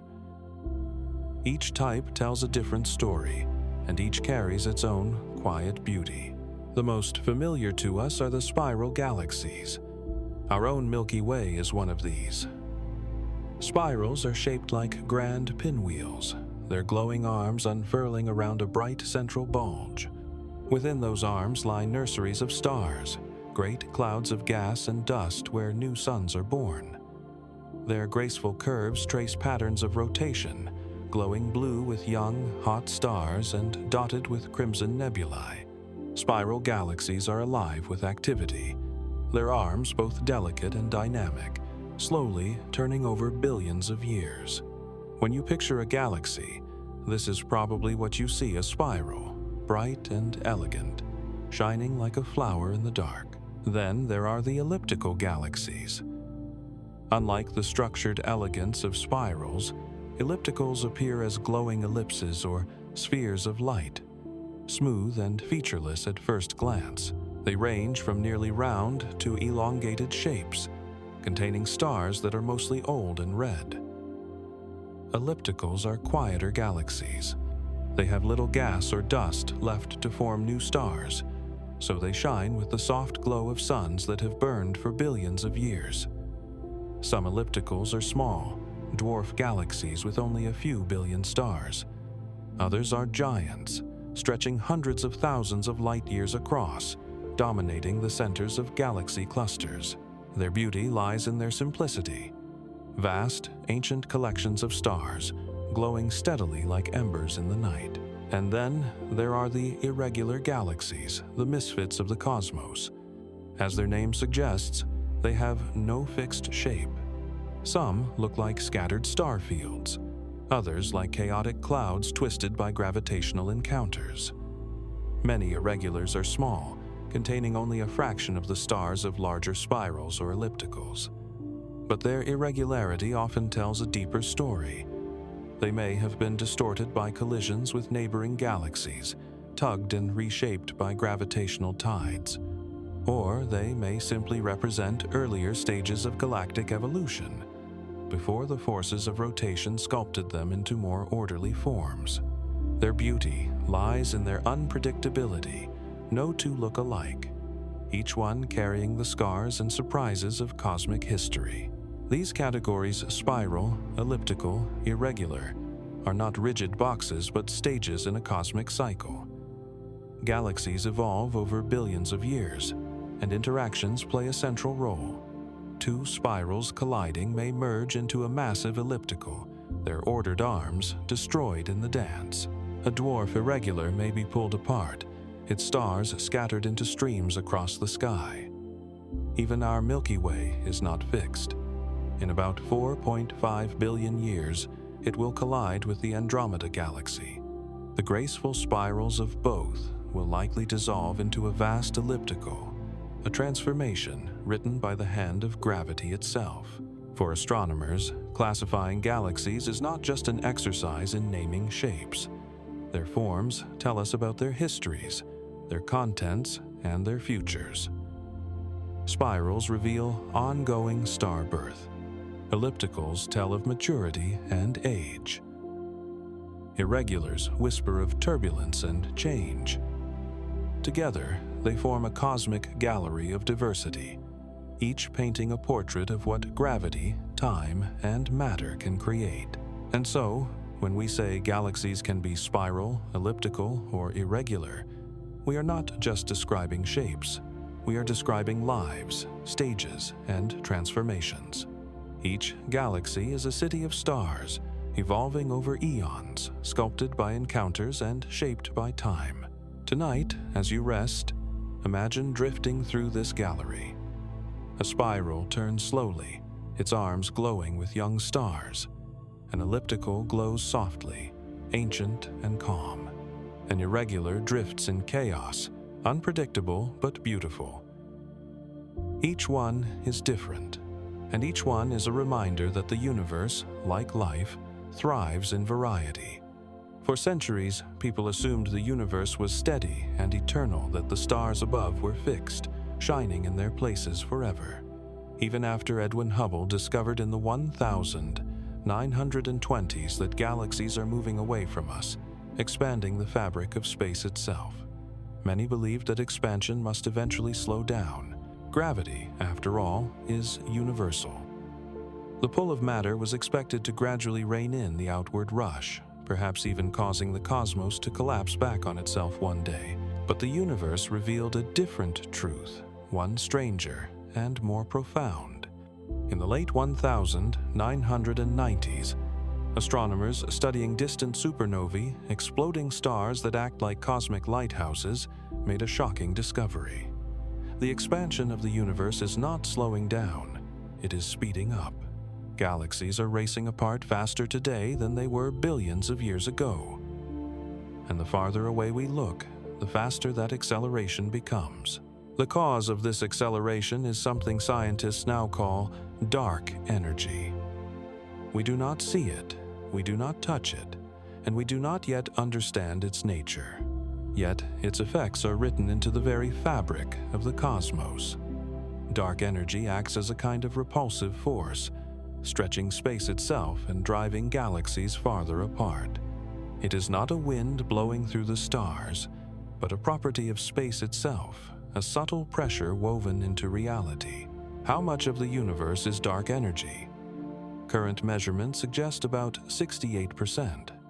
Nearly 3/4 of everything is this invisible influence, while only about 27% is dark matter, and less than 5% is the ordinary matter of stars, planets and people.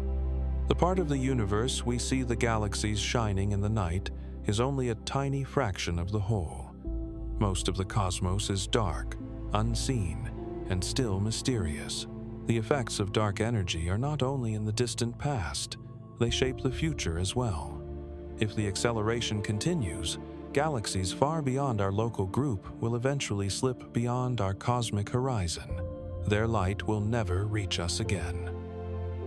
To future astronomers, the universe may appear smaller and emptier, with only a handful of nearby galaxies visible. The grand cosmic web we map today, trillions of galaxies spread across 93 billion light-years, will fade from sight. What, then, is dark energy? Theories abound. Some scientists believe it may be the cosmological constant, an idea Einstein once proposed and later abandoned, only to be resurrected decades later. In this view, empty space itself has an energy, a vacuum pressure that drives expansion. Others suggest it could be a dynamic field, sometimes called quintessence, slowly evolving with time. There are even ideas that our understanding of gravity might need revision, that what we call dark energy is really a clue to a deeper law of nature. Whatever its true form, dark energy reminds us of a profound truth. The universe is not only expanding, it is accelerating. The galaxies are not simply drifting away like leaves on a pond. They are being carried by a current that grows swifter with time. The more the universe expands, the more space there is, and the more dark energy can act. Expansion fuels expansion, in a feedback loop that reshapes the cosmos. And yet, for all its mystery, there is beauty here. Dark energy does not threaten us. It does not touch the scale of human lives, or even of stars.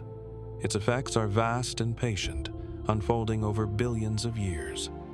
It is a quiet force, subtle and pervasive, that ensures the universe is never still, but always moving, always unfolding. So tonight, as you close your eyes, imagine galaxies like lanterns on a vast, stretching sea. They drift away, farther and farther, carried by a tide we cannot see. That tide is dark energy, the hidden rhythm of the cosmos, pulling everything apart not with violence, but with infinite patience.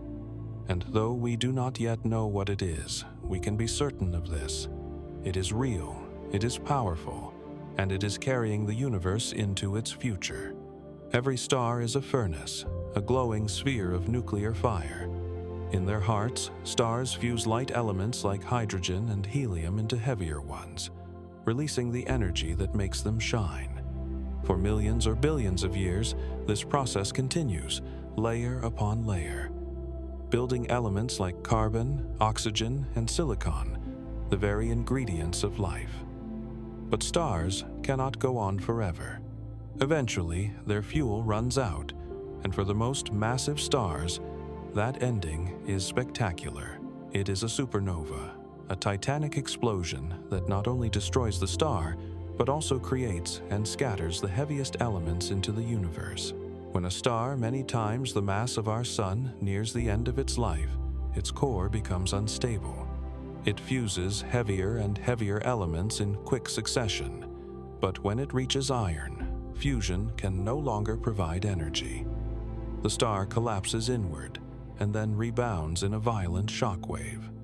In a fraction of a second, the star explodes with a brilliance that can outshine an entire galaxy. This is the moment when elements heavier than iron, gold, uranium, and countless others are forged in the intense heat and pressure.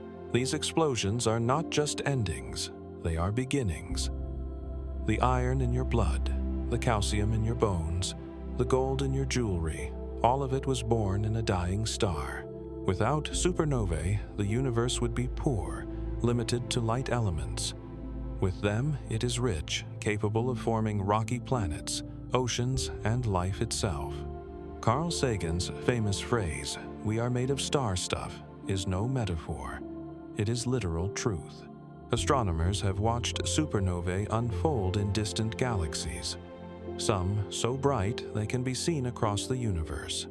The light from these explosions carries the fingerprints of the elements being forged, glowing lines in their spectra that reveal the birth of iron, nickel, and cobalt. The remnants of ancient supernovae are scattered across our galaxy as nebulae clouds of glowing gas expanding outward.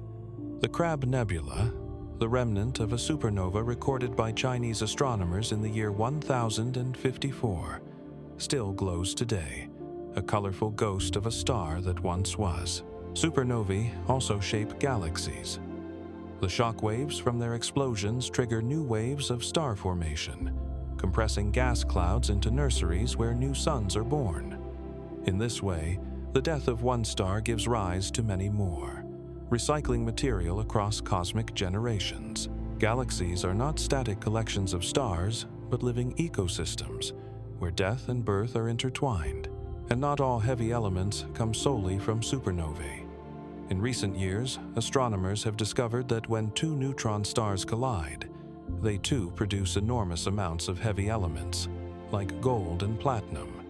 These collisions, detected both in light and gravitational waves, show us that cosmic alchemy is not limited to one kind of event. The universe has many forges, each one scattering treasure across space. It is humbling to realize that every atom heavier than hydrogen or helium in your body once passed through fire.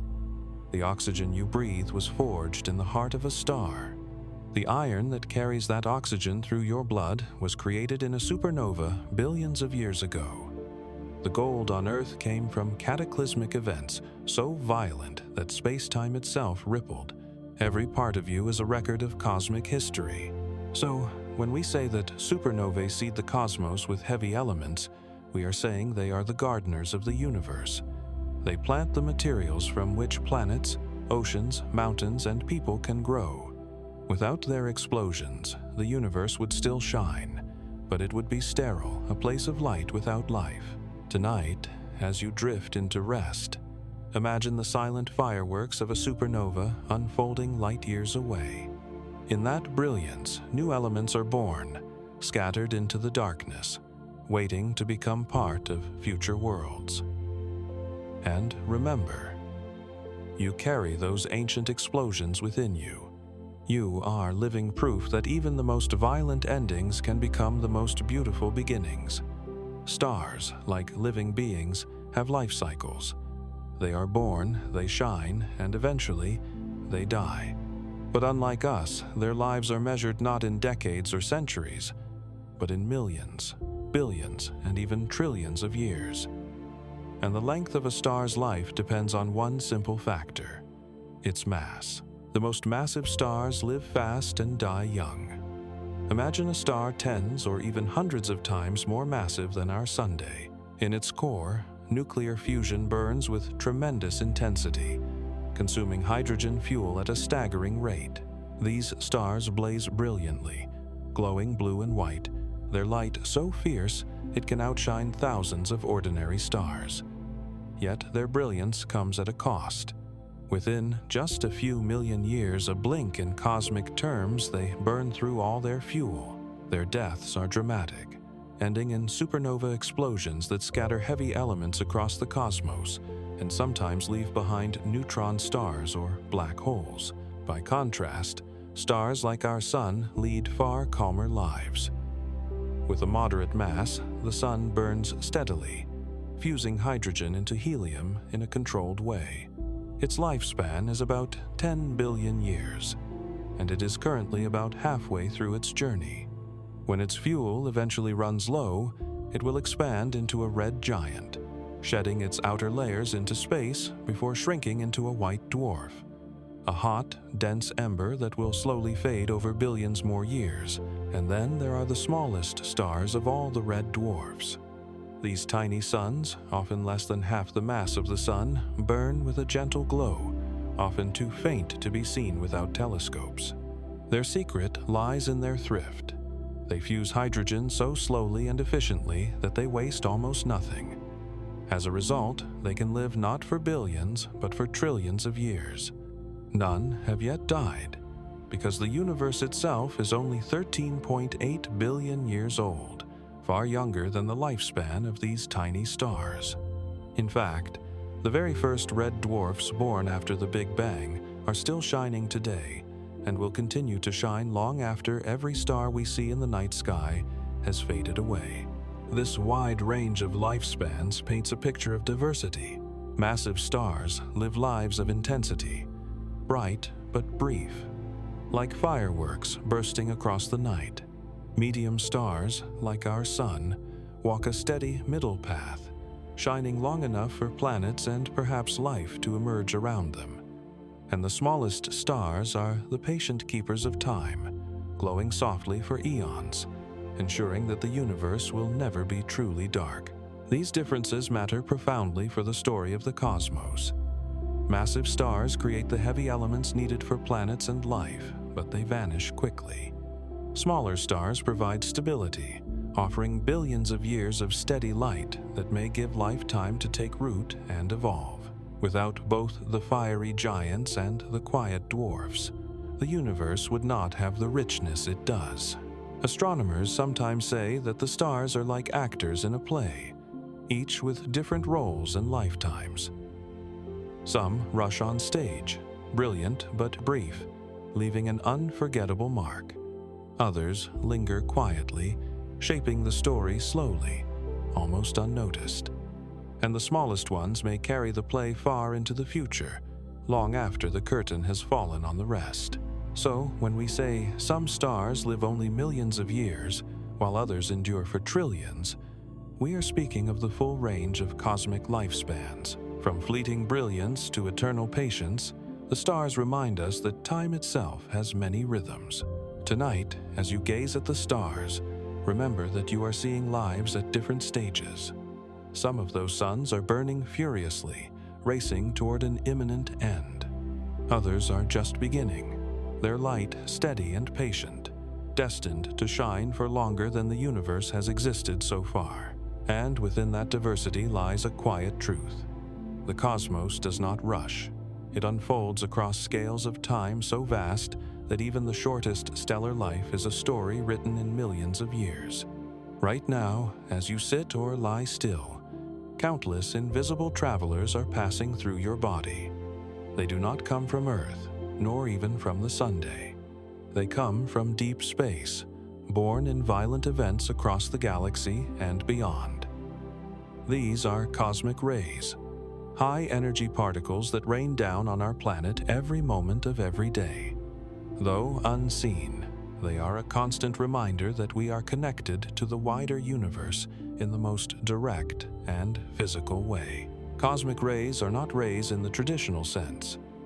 They are mostly protons and atomic nuclei, fragments of atoms accelerated to incredible speeds. Many travel at nearly the speed of light, carrying energies far greater than anything we can create in particle accelerators on Earth. When they strike our atmosphere, they collide with air molecules, producing showers of secondary particles that cascade down to the surface. Some of those particles reach the ground. Others pass right through you, silently, without leaving a trace you can feel. Where do they come from? Many cosmic rays are born in the aftermath of supernovae, the explosions of massive stars. These blasts hurl shockwaves through space, accelerating particles to extreme velocities. Others may come from even more exotic sources. The swirling jets around black holes, the violent collisions of neutron stars, or perhaps events we do not yet fully understand. Some cosmic rays are so energetic that their origins remain a mystery, defying explanation with current physics. Despite their name, cosmic rays are not rare. In fact, they are everywhere. Billions of them pass through every square meter of Earth's surface each second. Your body, about 2 square meters in area, is struck by thousands of them each minute. Over the course of your life, trillions of cosmic rays will pass through you. Most are harmless, too faint and too fleeting to cause damage. Yet they are always there, silent visitors from the stars. Astronomers study cosmic rays not only to understand their sources, but also to probe the universe itself. Because they carry such high energies, They reveal details about the magnetic fields and environments they pass through. Cosmic rays tell us about the processes that drive supernova remnants, active galaxies, and the large-scale structure of the cosmos. They are like postcards from violent events across the universe, carrying the imprint of their journeys. On Earth, we are shielded from much of their energy by our atmosphere and magnetic field. The atmosphere absorbs most of the particles before they reach the surface, while the magnetic field deflects many of them away. Without these shields, life would struggle under the constant bombardment of high-energy radiation. Even so, a small fraction always reaches us, not enough to harm us, but enough to remind us of our place within the cosmic storm. For astronauts beyond Earth's protective bubble, cosmic rays are more of a challenge. In deep space, far from the magnetic shield of our planet, exposure to cosmic radiation increases. Long-term missions to the Moon or Mars will need to account for this invisible hazard. Yet, for all their danger, cosmic rays are also a source of wonder, proof that the universe reaches out to touch us, even across unimaginable distances. There is something humbling about lying beneath the stars and knowing that some part of them is passing through you in that very moment. The atoms in your body are built from ancient stellar explosions, and the space between those atoms is crossed by the high-energy messengers of more recent ones. You are not just looking at the universe. The universe is moving through you, quietly, constantly. So tonight, as you drift into rest, imagine those invisible travelers. They come from the hearts of supernovae, from the jets of black holes, from the distant reaches of galaxies. They pass through mountains, oceans, and people alike, whispering of events too powerful for us to fully imagine. And though you cannot see or feel them, they are reminders of your connection to the stars, a connection written not just in light, but in particles, in motion, in the quiet breath of the cosmos itself. Sometimes, the most profound discoveries come not from looking at what is obvious, but from daring to look deeper into what seems empty. In 2003, astronomers pointed the Hubble Space Telescope at a tiny patch of sky near the constellation Fornax. It was not chosen because it looked special. In fact, it was chosen because it looked empty. A region with no bright stars, no nearby galaxies, just a dark corner of the cosmos. They kept Hubble's gaze fixed on that spot for nearly 1 million seconds of exposure time, spread across weeks. What they found changed our understanding of the universe forever. That small patch of sky, no larger than a grain of sand held at arm's length, revealed not emptiness, but abundance. In the image that became known as the Hubble Ultra Deep Field, astronomers discovered thousands of galaxies, each one a collection of billions of stars. It was a breathtaking realization. If such a tiny, random piece of sky contained thousands of galaxies, then the whole universe must contain trillions. Every direction, every corner, every empty-looking patch is not truly empty at all, but filled with distant galaxies whose light is simply too faint for our eyes to catch. What made the ultra-deep field so powerful was not just the number of galaxies, but their variety.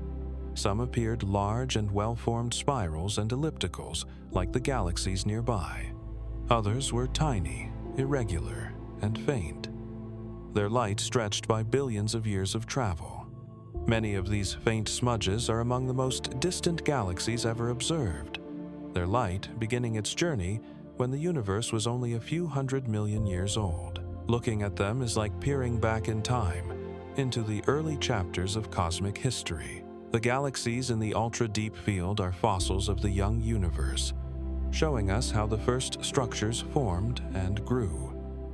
Some are clumpy and chaotic, still in the process of merging. Others are surprisingly mature, suggesting that galaxy formation happened earlier and faster than many models predicted. Each one is a clue, a snapshot frozen in light, helping astronomers piece together the long story of how the universe evolved. The image also underscores the power of patience and perspective. To our eyes, The night sky can appear serene but sparse. Hubble revealed that this is only an illusion created by distance and faintness. In reality, the sky is saturated with galaxies. Each tiny point is an entire cosmic city of stars, planets, and perhaps even life. To put it in perspective, imagine holding a grain of sand at arm's length. Behind that single grain, hidden from your sight, lie thousands upon thousands of galaxies, stretching billions of light years into the distance. And that is true for every grain of sky, in every direction. The scale is almost beyond comprehension. Later observations with Hubble, and now with the James Webb Space Telescope, have gone even deeper, revealing galaxies even fainter and older. Webb's infrared vision allows us to see light stretched by the expansion of the universe, reaching us from just a few 100 million years after the Big Bang. Each new deep field pushes our vision further back, showing us not just galaxies, but the first sparks of cosmic dawn.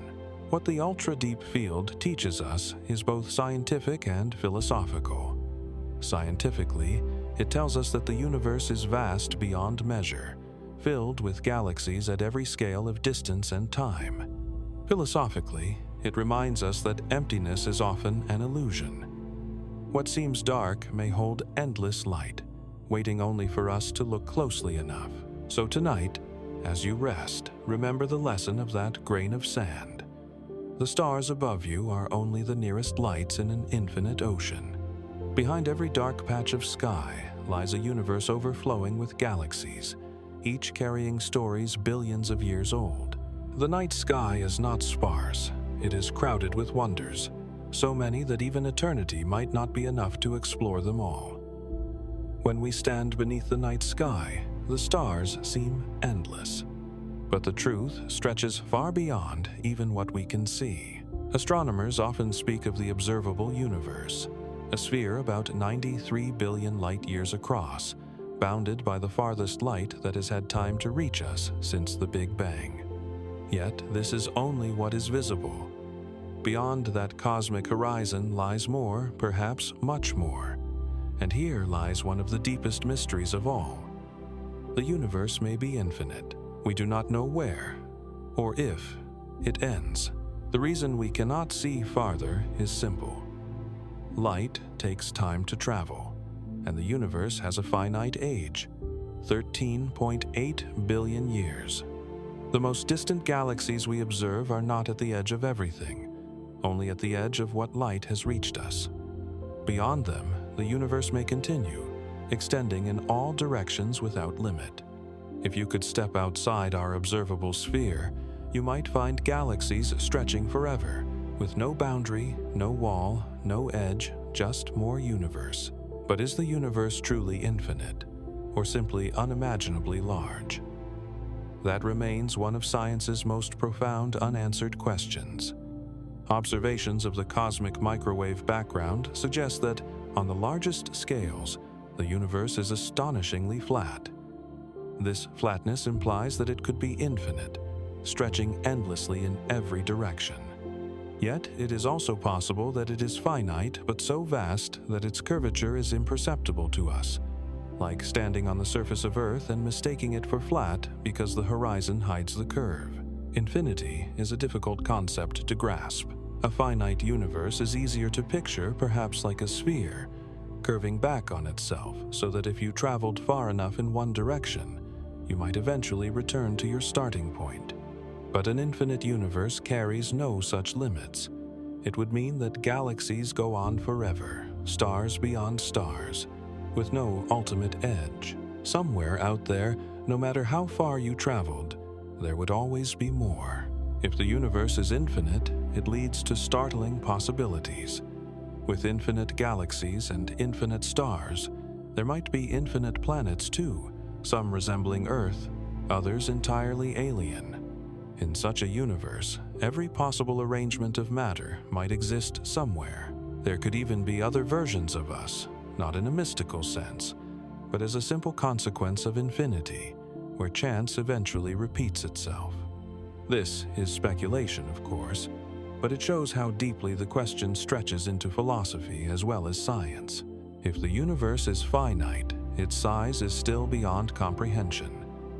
Even within the observable sphere, there are trillions of galaxies, each with billions of stars.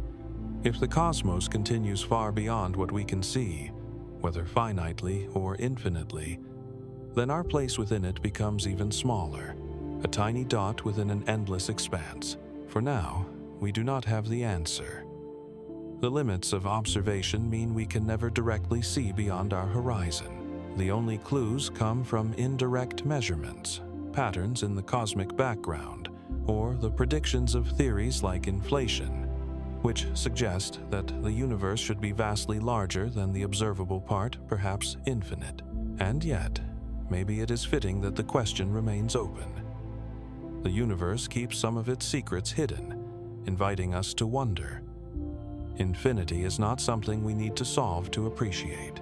It is something we can sit with, something to remind us that reality is greater than our ability to measure it.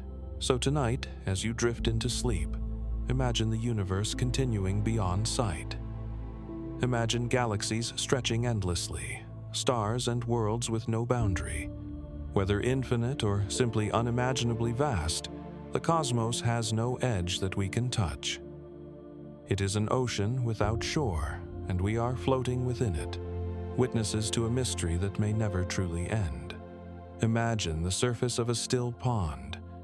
Drop a stone into it, and ripples spread outward, carrying energy across the water. Now, replace the pond with the fabric of space-time itself, and the ripples with waves of gravity. This is the essence of gravitational waves, subtle distortions of space and time that race outward from violent cosmic events. Albert Einstein predicted them more than a century ago in his theory of general relativity. If space-time is a fabric shaped by mass and energy, then any disturbance, especially a sudden or massive one, should send ripples outward, traveling at the speed of light. But for decades, gravitational waves remained only an idea, too faint for technology to detect. That changed in 2015, when scientists using the LIGO Observatory announced something historic. They had heard the universe ring. The signal came from two black holes colliding more than 1 billion light-years away.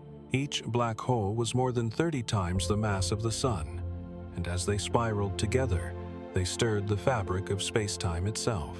In their final moments, they merged in a burst of energy, so immense it briefly outshone all the stars in the observable universe, not in light, but in gravitational waves. Those waves traveled across cosmic distance, shrinking and stretching space as they passed, until they reached Earth, where delicate instruments picked them up as a faint chirp. This discovery was more than just a confirmation of Einstein's prediction. It opened a new sense entirely, a way of listening to the cosmos instead of just seeing it. Light tells us about stars and galaxies, but gravitational waves tell us about events too dark to see, hidden behind walls of matter and gas.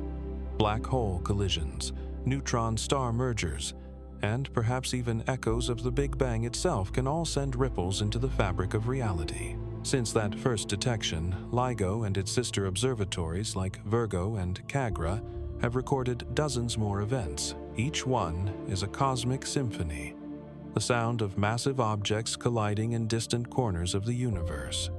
By studying the shape of these signals, scientists can determine the masses of the black holes, their spins, and the energy they released. It is like eavesdropping on the most powerful conversations in the cosmos. One of the most extraordinary detections came in 2017, when LIGO and Virgo observed the merger of two neutron stars. Unlike black holes, neutron stars are made of matter, and when they collided, the explosion produced both gravitational waves and light. Telescopes around the world caught the afterglow, a kilonova, and revealed that such collisions create heavy elements like gold and platinum. For the first time, humanity witnessed an event with both eyes and ears, seeing and hearing the cosmos in unison. Gravitational waves also teach us about space-time itself. They confirm that nothing, not even gravity, moves faster than light. They let us test relativity under the most extreme conditions, where space bends and time slows to their limits. Each detection refines our understanding, not just of black holes and stars, but of the laws that govern everything. Perhaps the most beautiful aspect is the thought that these waves are everywhere. Right now, as you listen, faint ripples from countless events are passing through you. They do not harm you. They simply stretch and compress space by amounts smaller than the width of a proton. They are the heartbeat of the universe, steady and patient, whispering across time. So when we say gravitational waves ripple through space-time from colliding black holes, we are describing something real, something proven, something we can now detect and study. We are not just watching the cosmos anymore, we are hearing it. And tonight, as you drift into rest, imagine those ripples spreading outward through the dark, carrying with them the memory of ancient collisions. They have crossed billions of years and countless galaxies just to reach here, just to touch this moment. You are listening to the universe itself breathe. Every star has a story, and not all of them end in explosions. While the most massive stars die in the blaze of supernovae, most stars, including our own sun, have gentler, quieter endings. Their final act is to become a white dwarf, a small but dense remnant, the fading ember of a star that once burned bright. To understand white dwarfs, we must return to the life of an ordinary star. For billions of years, a star balances itself in a delicate dance. Nuclear fusion in its core pushes outward, while gravity pulls inward. As long as hydrogen fuel remains, the balance holds. But eventually, the hydrogen is exhausted, and the star changes. In the case of a medium-sized star like the Sun, it swells into a red giant, its outer layers expanding outward while its core contracts. After this dramatic phase, the outer layers are gently shed into space, forming glowing shells of gas known as planetary nebulae. What remains behind is the star's core no longer fusing, no longer generating new energy, but still incredibly hot. This remnant is a white dwarf. Though only about the size of Earth, a white dwarf can contain as much mass as the Sunday. Its density is extraordinary. A teaspoon of its matter would weigh several tons. The reason it does not collapse further is because of a strange principle of quantum physics called electron degeneracy pressure. The electrons within the matter resist being squeezed too close together, creating a pressure strong enough to hold the star up against gravity. White dwarfs shine, but not because they are still burning fuel. They shine because they are cooling. Their light is the fading glow of residual heat, slowly radiating away over billions of years. Over unimaginable spans of time, they will cool further, becoming black dwarfs' cold, dark remnants. Yet the universe is not old enough for any black dwarfs to exist. Every white dwarf we see today is still glowing with the heat of its ancient birth. Our sun will one day follow this path. In about 5 billion years, it will expand into a red giant, swallowing the inner planets and casting off its outer layers. What remains will be a white dwarf, glowing faintly at the center of a planetary nebula, surrounded by the gas and dust it once released. In time, the nebula will fade, leaving only the ember behind.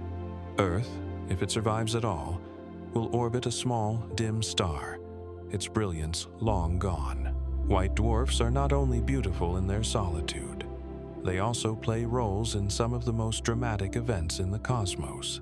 If a white dwarf exists in a binary system, orbiting close to another star, it can draw matter from its companion. As this matter piles up, the white dwarf may reignite in sudden bursts of fusion, creating powerful explosions called novae. If it gathers enough material to exceed a certain mass, about 1.4 times that of the Sun, known as the Chandrasekhar limit, it can collapse entirely, triggering a type Ia supernova.